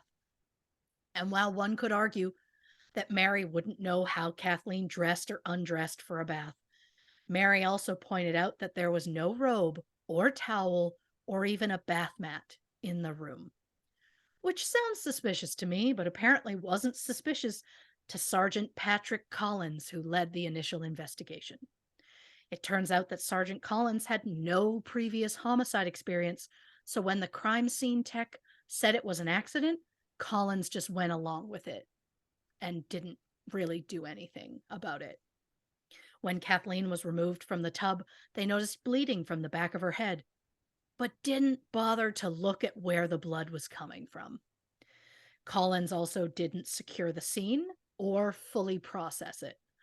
And when Sergeant Collins interviewed Stacy Peterson about Kathleen's death, he let Drew sit in on the interview. Drew always kept his hand on Stacy and even finished her sentences. During the interview, Stacy said Drew was with her at home all night. However, Neil Scory, the pastor at Drew and Stacy's church, testified otherwise. The Reverend said he had been counseling Drew and Stacy separately as well as together, and in August 2007, Stacy asked to meet with the Reverend at a Starbucks, where she said that on the night of Kathleen's death, Stacy woke up in the middle of the night and Drew wasn't home. She tried calling him several times, but he didn't answer. Hours later, Drew came home wearing all black and carrying a duffel bag. He walked right to the laundry room. He emptied the duffel bag into the washing machine. Stacy checked the machine. It was full of women's clothes that were not hers. Stacy also allegedly told Reverend Neal that Drew spent hours coaching Stacy on what to say to the police, and she outright admitted to lying when they asked where Drew was that night. Stacy said she was afraid of Drew, but for some reason the Reverend didn't try to get Stacy out of that situation. To be clear, I am not blaming him for what happened to Stacy. I just find it surprising that she told him of what was going on in the house, and he wasn't like, well, let's get you out. You and the kids, let's go, you know? Yeah.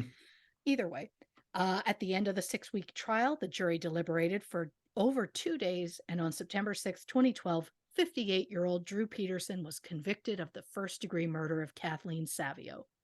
The jury admitted that the most compelling evidence against Drew was based on the hearsay statements that were allowed under the new legislation. And that legislation was later named Drew's Law. And the idea of the very thing that helped to bring Drew down be named after him? Chef's kiss. Yeah. After the ruling, Drew spoke in court to prosecutor Jim Glasgow and very calmly said, quote, "Never forget my face. Never forget what you've done here."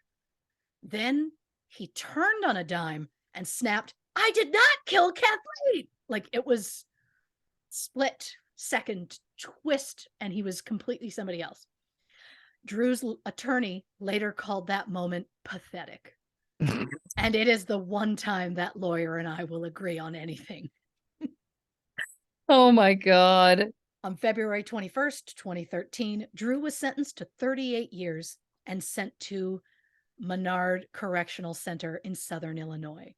Menard was described as overcrowded and a living hell. Drew himself said, quote, "It was dirty. The mattress I had, the pillow I had, you wouldn't put your dog on it. It was terrible. Urine and defecation spread on the walls. It was a horrible, horrible place." But while incarcerated at Menard, Drew made a friend. Antonio Smith, known as the Beast, was playing basketball in the prison yard, and some guys started betting on the game. And because Antonio played so well, Drew made a lot of money off him. So Drew quickly befriended Antonio, who was serving 40 years for attempted murder, home invasion, and robbery. So Drew approaches this new friend and asks if Antonio can arrange a hit. At first, Antonio thinks Drew is joking around, but then Drew outright asks if Antonio knows someone who could take out Will County State's Attorney James Glasgow, the very prosecutor who put Drew away. Antonio alerted the authorities, and after an interview, he agreed to wear a wire to record his conversations with Drew. Multiple conversations were recorded in which Drew asked if the job was a go or not. And according to Antonio, during one conversation, which was not recorded, Drew admitted to killing Stacy, saying she's in Lake Michigan. And if that's true, his statement when she first went missing and said where he said she's where she wants to be is Chilling. so fucking gross. Yeah. Ugh. But since that conversation was not recorded, it's Antonio's word versus Drew's. So we don't know how accurate that information is. But Drew is just arrogant enough. I would not be surprised if it was true. On February 9th, 2015, Drew was charged with 1 count of solicitation of murder for hire. Drew claimed he knew the conversations were being recorded, but he continued with the ruse in the hopes it would help Antonio get out of prison. I know. He's a good guy. Good guy. In May 2016, Drew was convicted and sentenced to 40 years to be served after completing his current term. Drew tried to appeal, but in September 2017, the Illinois Supreme Court upheld the conviction. Since then, Drew was transferred to a federal correctional institution in Indiana, where Drew was attacked soon after. He was transferred to another prison in 2019 for safety and security purposes.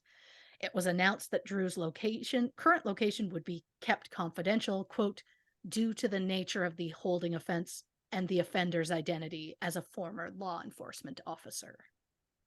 In Mhm. 2021, Drew submitted a handwritten motion to overturn his murder conviction.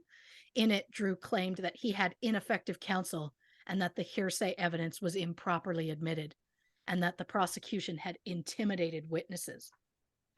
Drew also claimed that the TV movie about his life, which aired January 2012, made it impossible for Drew to receive a fair trial. The TV movie in question was a Lifetime movie called Untouchable. It starred Kaylee Cuoco as Stacy and Rob Lowe as Drew. Oh. On what planet, regardless as to how many prosthetics or what you do to his hair, on what planet is Drew anywhere close to Rob Lowe, visually speaking? I No. mean, it's like The Crown casting Dominic West as Prince Charles. No, I still haven't seen it. I will when I have time. But stop casting handsome men in the place of unattractive creeps. I've said what I said. Yep. Currently, Drew Peterson is not eligible for parole until 2081. And the thing I find fascinating about this whole thing is that such a gross man was able to continually get younger and younger women. I know it was due to his manipulation. It just surprises me. Most of Drew's exes all said that Drew was confident and charismatic when they first met him, but that he turned controlling and in some cases abusive. Drew's first wife, Carol, said mostly positive things about Drew, but said he became overbearing and very controlling. She also said, quote, he really didn't like me going out with my friends. Uh-huh. Then in his relationship with Kyle, she said things started off good, but Drew eventually made her feel uncomfortable. Kyle said that Drew wasn't physically abusive, but he was controlling, always demanding to know where she was going and with who, and he even had her followed. Drew's second wife, Vicky, said that Drew was controlling and that he even bugged their own house to keep track of her. Whoa. Vicky said Drew once put her up against a wall in the garage and grabbed her by the throat, and one time, quote, said, he told me he would kill me and make it look like an accident. Drew's third wife, Kathleen, told multiple people, including police and attorneys, that Drew was physically abusive with her. So to me, Drew's controlling behavior increased over the years, but he was always an asshole. In November 2007, Drew did an interview with People magazine, where Drew so lovingly said, quote, my dad would get up to go to the bathroom in the morning, and my mom would have the bed made. I expected all of my wives to be like my mom, meticulous housekeepers, and they weren't. You expected your life partners to be like your mother is a horrifying thing to admit out loud. While on the Today Show, Drew outright admitted, quote, I controlled my family. I think more people in America should control their family. So before I wrap this up, let's answer the question that I had the moment I first read about this case. What happened to Drew's children? Yeah. Well, Drew's oldest son, Eric Peterson, got into some legal hot water in April 2021 when authorities recovered 40 marijuana plants, 2 handguns, and ammunition from Eric's home. He was charged with 3 felony counts of possession and the manufacture or delivery of cannabis and cannabis plants. He also faced 2 misdemeanor counts of possession of a firearm and ammunition without a valid firearm ID. Prior to that, Eric had no criminal record. Eric's brother Stephen became a police officer with the Oak Brook Police Department. However, he was fired for failing to disclose details concerning his father after Stacy disappeared. Mm-hmm. That led to Stephen's own marriage ending. When Drew was arrested, Stephen stepped in and took care of his 4 younger siblings, who were 16, 15, 6, and 4 at the time. Stephen was about 29 or 30. Stephen has since said that his father probably killed Kathleen as well as Stacy. Stephen said he initially believed Kathleen had actually drowned, saying, quote, "He's your dad, and you don't think twice." Christopher and Thomas moved out of Stephen's house when they graduated from high school. Thomas was valedictorian at Bolingbrook High School, who went on to major in neuroscience at the University of Pennsylvania. No public information is known about Christopher, but Anthony and Lacey remain in Stephen's care. Now, I can't mention this case without briefly commenting about the other very well-known true crime cases also involving men with the last name Peterson. In North Carolina, there's Michael Peterson, who was convicted in 2003 for killing his wife, Kathleen. Another Kathleen? That's wild. It's insane. Kathleen was found dead in December 2001 at the bottom of a staircase. Michael appealed and was granted a new trial 8 years later. In 2017, Michael agreed to an Alford plea, and his charge was reduced to manslaughter. With time served, Michael was released. In 2019, he published a memoir called Behind the Staircase, and in 2022, there was a mini-series featuring Colin Firth and Toni Collette. And honestly, Michael Peterson being played by Colin Firth is another case of a beautiful man playing a hideous one. For more details on that particular case, check out episode 31, The Staircase. And in California, there's Scott Peterson, who was convicted in 2004 for the first-degree murder of his wife, Lacey, who was nearly 8 months pregnant at the time. Scott and Lacey were married in 1997, and Lacey went missing December 24th, 2002. It turns out that Scott was having an affair, and he told his girlfriend his wife had died 2 weeks before Lacey had disappeared. In April 2003, Lacey's body was found, and Scott was arrested 5 days later. He had dyed his hair blonde, grown out his facial hair, and had Viagra, camping equipment, and nearly $15,000 cash, 4 cell phones, and his brother's driver's license in his car. It is suspected Scott was planning to flee to Mexico. Scott was convicted and later sentenced to death by lethal injection, but his death penalty was overturned in August 2020, and he was resentenced to life without the possibility of parole. And yes, Peterson is a common name, but I find it fascinating that all 3 of these men were charismatic and arrogant attention whores who allegedly harmed their wives. And for them to be all such high-profile cases, it feels like a weird synchronicity, especially when both Drew and Michael were accused of killing their wives, Kathleen. And since Drew and Scott were both cheaters, I mean, again, these men, I don't get it. Now, I didn't know Stacy Peterson personally, and I've thankfully never met Drew. But I'll say I just don't believe she would leave her children. And I certainly don't believe that if Stacy feared Drew, that she would willingly leave her children alone with him. And I think if she had run off, there would have been a sign from her by now. I also don't believe for 1 second that an arrogant asshole would just accept that his young, beautiful wife had left him. I don't. I think Drew was controlling and Stacy wanted to leave him, but Drew refused and killed her in a blind rage, then disposed of her body. And hopefully someday Drew will realize he's stuck in prison for life and he'll finally do the right thing and give Stacy's family the peace they deserve. Reporting for True Crime and Cocktails, I'm your bitch. I like that you've dropped Christy. I'm your bitch. And I think my goal eventually is to be able to just go, it's your bitch. And everyone's like, oh, it's Christy. I like that for you. I don't know why I find that endearing, but. Because you're not a Poindexter. Because I'm not a nerd. I am a nerd. Oh God. Oh my gosh. Being a nerd. Listen, it is, of course. But listen, let's take one more quick break, grab one more drink, hit the can again, and then we're going to come back with our final thoughts on the Drew Peterson episode of True Crime and Cocktails. On 3. Just wait, I can't look at you. 1, 2, 3. Welcome back to this episode of True Crime and Cocktails. We're, of course, discussing the Drew Peterson, I don't know what we want to call it, case, mess, travesty. My God. Listen, so many things. Here's the first thing that bumped me. Yeah. His divorce in 1980, which I believe was from Carol. Yeah. His lawyer mediated Both. which is Yeah. a huge problem, obviously, because that's one person's lawyer mediating a divorce. That's not fair on any level.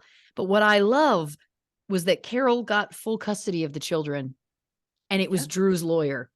So that tells us right there that Drew did not give a shit about those kids. If it was his lawyer mediating the divorce and the outcome was, well, she got full custody. Oh, because I'm sure the kids got in the way when he wanted to fuck off with his younger girlfriend. Yeah. His oldest son outright has said he was not a good father. Yeah. No. I mean, listen, I'm psychologist hatting this whole time because there is just so many true narcissist traits with him. True narcissist in every possible way. Only concerned about himself, thinks that he's above the law, delusions of grandeur, wanting so much attention, all of these things. And I'm going to get into that in a deeper way before I'm done, but I'm going to continue to go through these in the meantime. So, I mean, again, the fact that Kathleen, and I remember this from when I had watched a doc years ago, the fact that she had come forward so many times talking about how she feared for her life, that he had threatened to kill her, that he'd abused her, all of these things, that to me is the real, like, the beginning of the true descent into horror that this case is. That it's, again, and we don't know, we weren't there. We don't know how and why, if it was just the general lack of concern that can be given to women who are reporting domestic violence, or if it is also a combination of that and the fact that he was in the police and what have you, who knows? But again, the fact that she so many times was doing, quote, and this is not my opinion, but quote, everything right, which is what they often try and shame victims of domestic violence by saying, like, well, it was never reported or whatever. Oh no, this woman was constantly reporting. Her reports were just getting lost or not taken seriously or not actually filed. So again, to me, it's like, that is, I just don't know. Again, I'm like, I don't know how you live with yourself if you're someone who helps aid an abuser. My favorite quote of yours, possibly to date, is "Garbage be garbage." Loving that. This relationship, I don't blame you. This relationship with Stacy, who was a minor at the time that they met, it's so sad to me on so many levels because, again, our brains don't stop growing until we're in our mid-20s. That's a fact, both for any gender. That's there's often been some debate. I was researching this recently, believe it or not, unrelated. It can take the thought that you research brain stuff for fun. I do. I definitely do. But I think that this may have been in regards to I don't know, a certain celebrity that I may or may not have loved who recently started dating someone 16 years younger than him. Anyway, your brain doesn't stop developing until you're 25 is the point. And that's across the board with gender. I thought that there was maybe a discrepancy. There's not. So my point just is that 17, even if it is the age to consent, it doesn't matter. We don't have to defend our stance on this. A 47-year-old and a 17-year-old, absolutely not. The fact that she has such a history of trauma in her family and loss and all of that kind of thing, I agree with you. I think that, and this is going to play into something I'm going to talk about in a minute, in a more larger way, but part of his MO is going to be going after women or girls who he feels that he can manipulate. Now, this is in no way, I preface this a million times over, I am not in any way saying that the women had any fault in this. They didn't. The types of again, from my extensive research, the types of people that narcissists like to go after are the kindest people, are the people who want to help others, are the natural empaths. These are the people because they know, or they can find ways to manipulate them into feeling bad for them, wanting to take care of them, all of these kinds of things. There's a lot of literature that has been written about narcissists specifically targeting empaths. And the fact that Stacy and Kathleen were both in nursing school, which are extreme caregiving. That's one of the probably the most caregiving position other than being a stay-at-home parent. I'd say nursing is probably the number one. So that to me speaks to both of their personalities, the fact that they wanted to take care of people in a very altruistic way. And to me, that speaks again as to how he, and it's interesting to me that both of them had that similarity and both of them are the ones that ended up dead. It's interesting that it was like, Yeah. you know what I mean? Yeah. Again, it feels to me like he chose the people. And it was also the amount of time that he stayed with each of these women that was interesting. It felt like the relationship with Stacy was a little bit shorter before she tragically was murdered. But some of the others, it was in these like 10-year chunks. Yeah. Which is so interesting that he had such a like clockwork cycle. But anyway, I'm all over the place. But for me, it was just like seeing those kinds of things coming out in my beautiful minding of listening. I was like, it's very interesting to me again that he clearly was going after, again, the soft-hearted, you know. Yeah. It's such a tragedy. The specifics about Stacy's disappearance are wild. The fact, again, that her sister Cassandra was trying to get help, trying to go to police, trying to go to the state police. The fact that she was like, I went to the airport, there's cameras there. And they're like, those cameras don't work. It's like, wow, what do people have to do? I mean, it's so tragic. And it's something we hear so many times, or we talk about so many times on this show. It's just like the brick walls that people will come up against trying to, quote, do what we're told we're supposed to do, doing all the, quote, right things. You know what I mean? It's like, again, people wonder why women and people who have been assaulted don't report. This is right here. We could just play this episode and I could tell you right now, that's why victims of domestic violence and sexual assault don't report, because these are great examples of people who did, not only the actual victims, but also people around them. And again, I don't need to tell you, we all know how it was handled. Yep. So the fact that Drew would talk to any press, he was so obsessed with press. This just feeds into, again, like this true narcissistic personality disorder I think we're dealing with here. I mean, it's so overt in him. I'd say more so than a lot of the people that we end up talking about on this show. The detail that he said Stacy left with $25,000 in the deed to their home. And he's like, she's just gone. Why would she need the deed to the home if she was going with the intention of never coming back, which is what he's trying to make us believe? That makes absolutely zero sense. Yep. What, he's going to say, oh, she's trying to use it as like to hold over me, to bribe me or whatever. How? If she never wants to see you again? Because again, in one breath, he's like, I'll never see her. She wants to be gone. She's where she wants to be. We're never going to hear from her again. Yep. So if that's true, then why on earth would taking the deed make any sense? Just to screw him over? That doesn't make any sense. Yeah. No, it doesn't. And if we believe this young gal who he was dating towards the end of his free years, whose name is not in my mind at this moment, but the young gal when he was, and she was 23 towards the end. And she was saying that all of Stacy's belongings were there, that it was like, oh, Christina, thank you very much. It was on the tip of my tongue. If we believe her, and I tend to, I don't know why we wouldn't, and we believe that Stacy's cell phone was there. So she's going to go through the trouble of finding the deed to the house, but not going to go to the very simple move of taking her own cell phone with her. It doesn't add up. Like, it was a dumb detail to me that he put in, like bad lie. You know what I mean? Yeah. The timeline of him saying he walked to the airport, got the car and came back. I don't care how fast you're hoofing it. Even if he managed to get there in 15 minutes, he's not going to get back in 0. So the timeline doesn't work for me. Agreed. Again, there's so many details too. And I was trying to like really take notes and keep up with the timeline.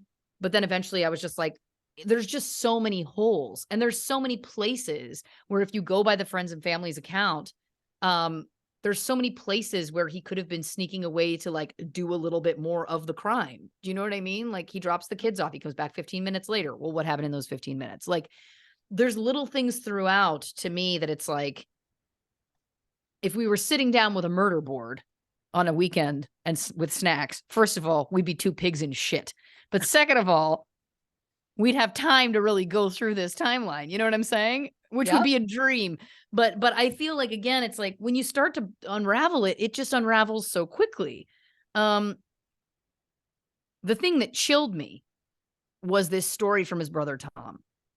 Yeah. And the fact that it's like, okay, he was very specific. He ordered me this specific coffee. The fact that we have that corroborated with video surveillance footage and the order. It was the only one of those drinks made that day. That gives that gives Tom a lot of credibility. Yeah. And the fact that we know that her cell phone pinged in that area at that time. How do we know that wasn't Stacy's cell phone that he had? Because you said that the phone that Drew had given him, it rang saying Stacy's cell phone. But how do we know that the phone in his hand wasn't Stacy's cell phone? And that Drew had just programmed a number in there to say Stacy's cell phone. He didn't see the actual number, or he wasn't, you know what I mean? Like, so to me, it's very easy to take your partner's phone. I remember an ex-boyfriend once on Christmas Day, he took my phone and he put his number in, he changed the name of his contact to Santa. And then I got a text from Santa. And yes, was it magical? Sure. But my point is that it's like, it's very easy to go into your partner's phone and change contact names very really quickly. Charming. You don't even want to know which one it was. But anyway, I just assume I hate them anyway. Oh, you do. You definitely hate that one. Anyway, this was years ago. But the point is that to me, first of all, and I use this word with no affection, but brilliant to say, go walk around the park with this phone. So then that's, and I'm convinced that was Stacy's phone because we knew it pinged in that area at that time. And that's Drew trying to place her and that phone near Scott, the gentleman that she had been talking to. Yeah. Again, and then the rest of Tom's details, the fact that he helped him move a barrel and then became completely mentally unraveled because of it. I buy. 100%. The specific also of 25 to 30 stolen cars found in the canal where they were looking for her body just was wild to me. Completely unrelated, but I love that detail. And the fact, sorry, jumping back to the cell phone for a second, the fact that Drew said specifically, do not answer when you get that call. I am convinced it was because it was Drew calling. Oh, of course it was. Right? It had to have been. It had to have been. I really believe that. Yeah. And then he was trying to like somehow grift his stepbrother Tom as well. That it was like, oh, it was coming from Stacy's phone, so she's clearly still alive. Like he was trying to get Tom to help him cover his ass, but then he's also covering his ass about Tom. Do you know what I'm saying? Because he also didn't need to call the phone. The cell phone's going to ping whether it's getting a call or not. True. But he had to have that like, well, she called me to say she was leaving me. But it's also like, I don't trust him, nor should I. He's done nothing to me. No, he's done multiple crimes. And again, the other thing I'll speak to again in terms of his intelligence is again retiring, announcing his retirement just in time to make sure that he gets that pension and just in time to make sure that Internal Affairs can't do the investigation. This guy's not dumb. And by the way, few narcissists are dumb. There is a real, again, when you start reading, there's a correlation between high intellect. You have to be that kind of manipulator. So again, these just, to me, again, it's just painting even more of that profile that is proof to me that he knew what he was doing. And that is the reason why he was Matthew McConaughey in Dazed and Confused.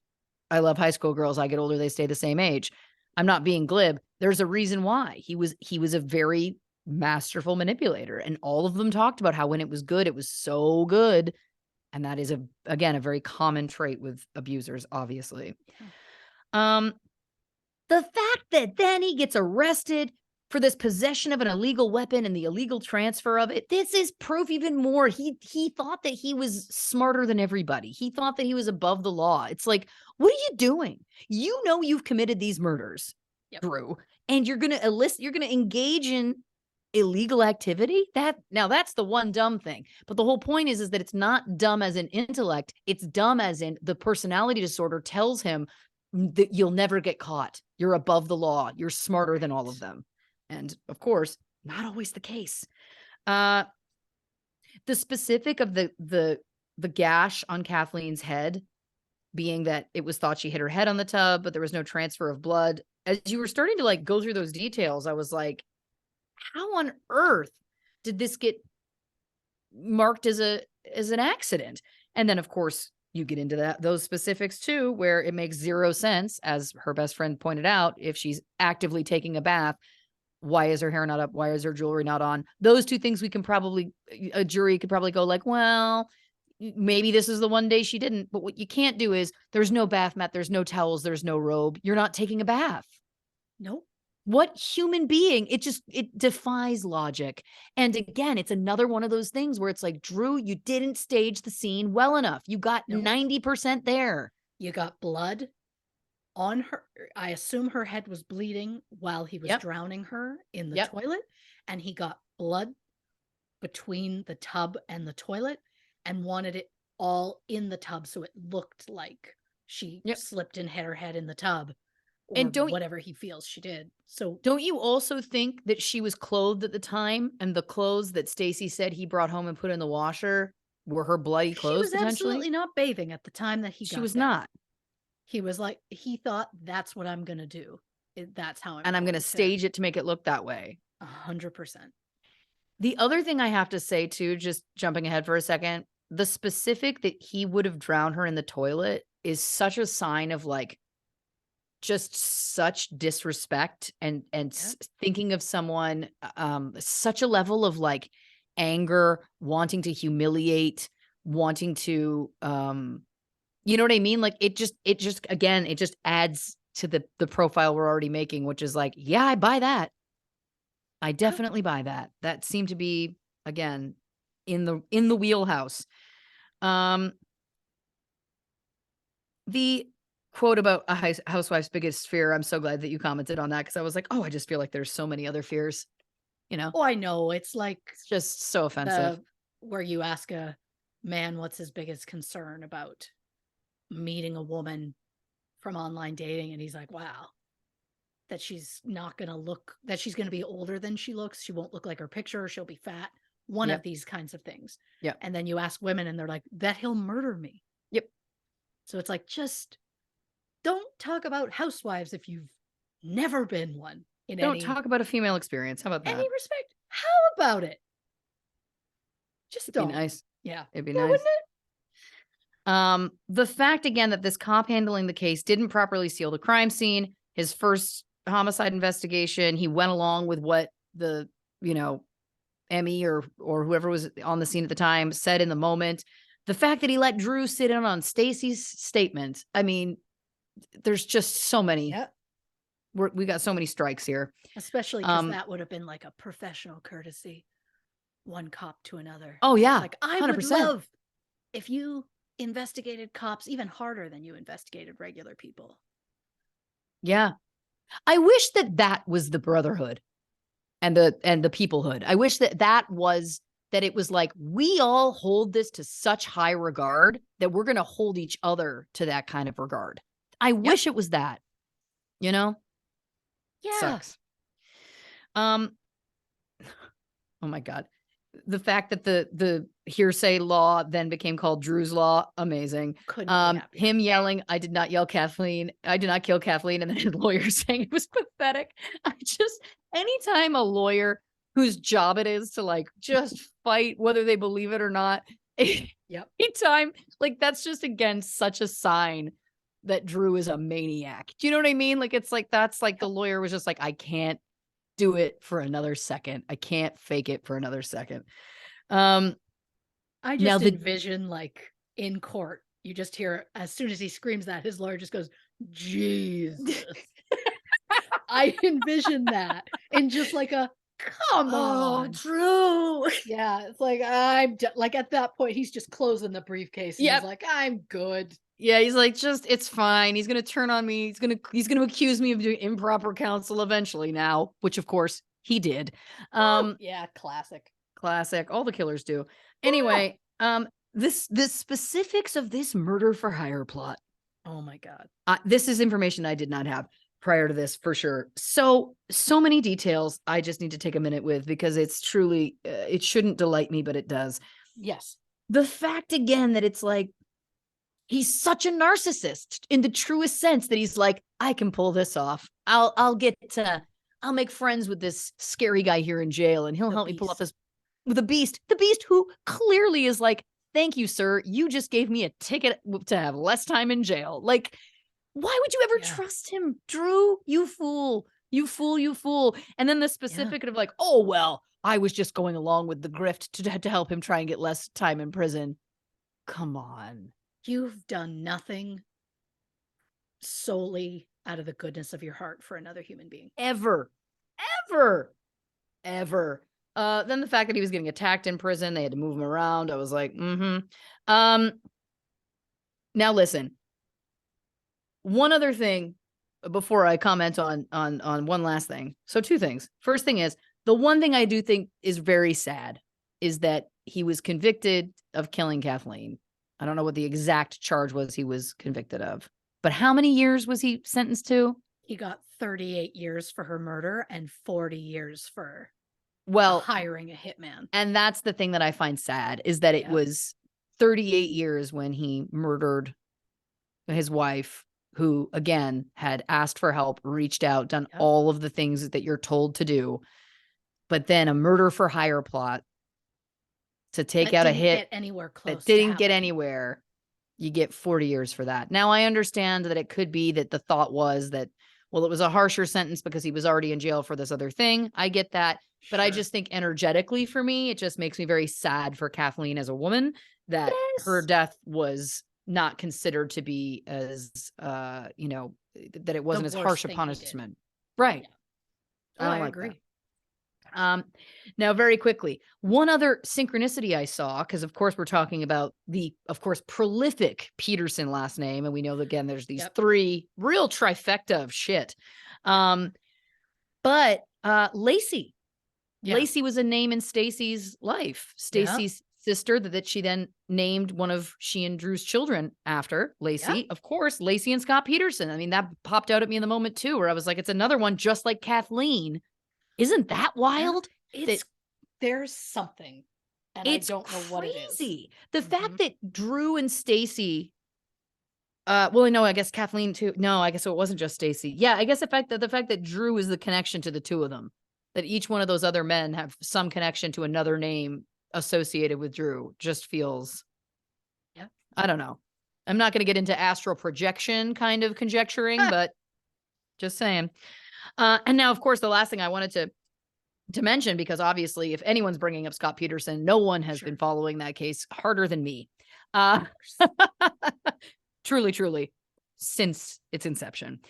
So I know there's probably a lot of listeners who are also like, in the moment, as Christy was talking about him, we're like, there's so much going on. And I find it fascinating that there is this real push that he may be innocent. Sure. And as of now, he is, of course, still in jail, no longer on the death penalty, obviously, life in prison. But I'm very curious to see what happens coming up in that case, because there is been a real push that there is evidence now saying that he maybe didn't actually do it. And it's interesting because if he didn't do the crime, oh, Scott, you fucked yourself so hard in so many different ways. Like, if he didn't commit that crime, and listen, I'm not up to the moment, but this is inspiring me. I'll read up. If he legitimately didn't, which again, I'm not saying is the truth. I'm just saying there has been conjecture happening, especially recently, about that being a real possibility. What actions to take?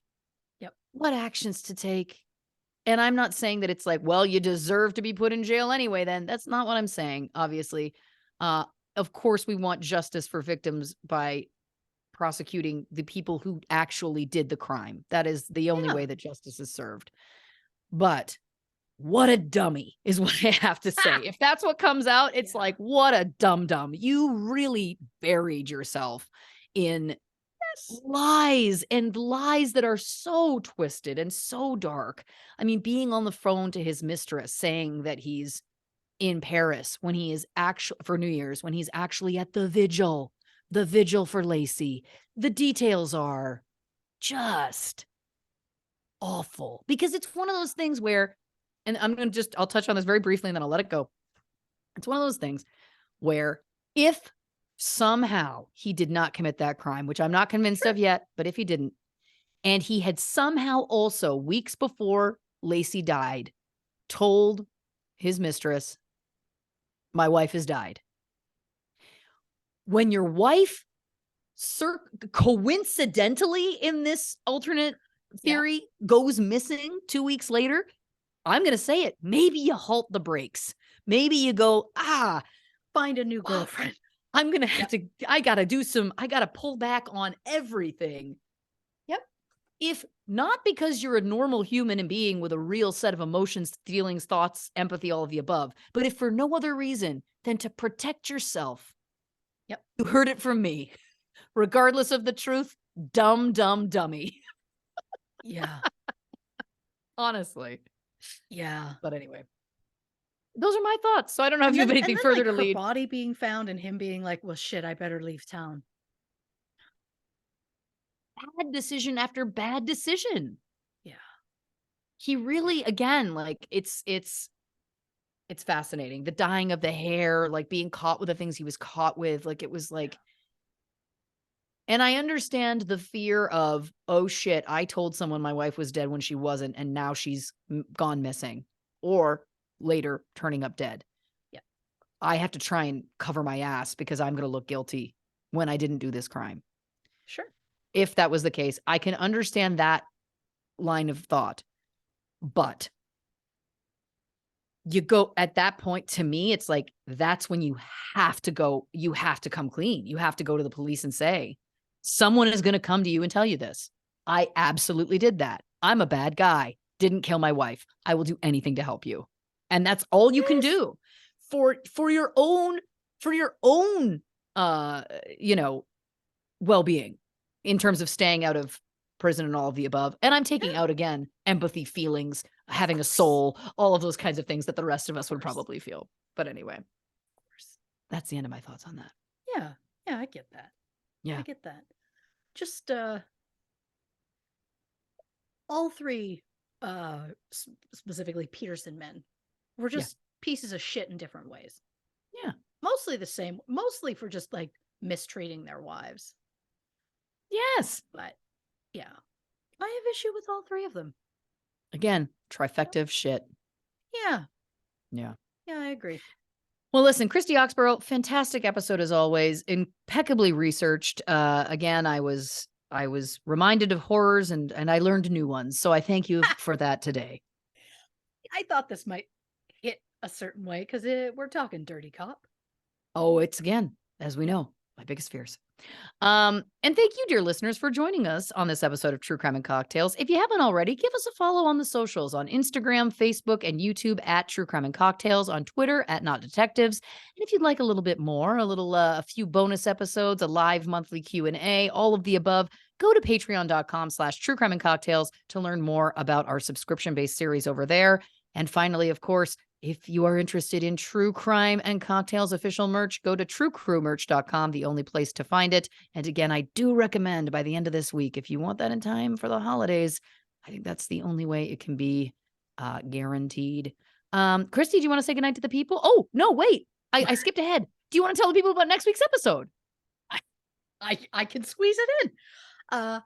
On the next True Crime and Cocktails, the Santa Claus bank robbery. Oh my word. We're talking theme. We're talking holidays. We're talking hold up your hands and give me all your money. I went for something there. I loved it. I can't Loved wait. it. I know nothing about this, and I cannot wait to hear all about it. Now, Christy, do you want to say goodnight to the people? Good night, Dave Grohl. Good night, Peaches.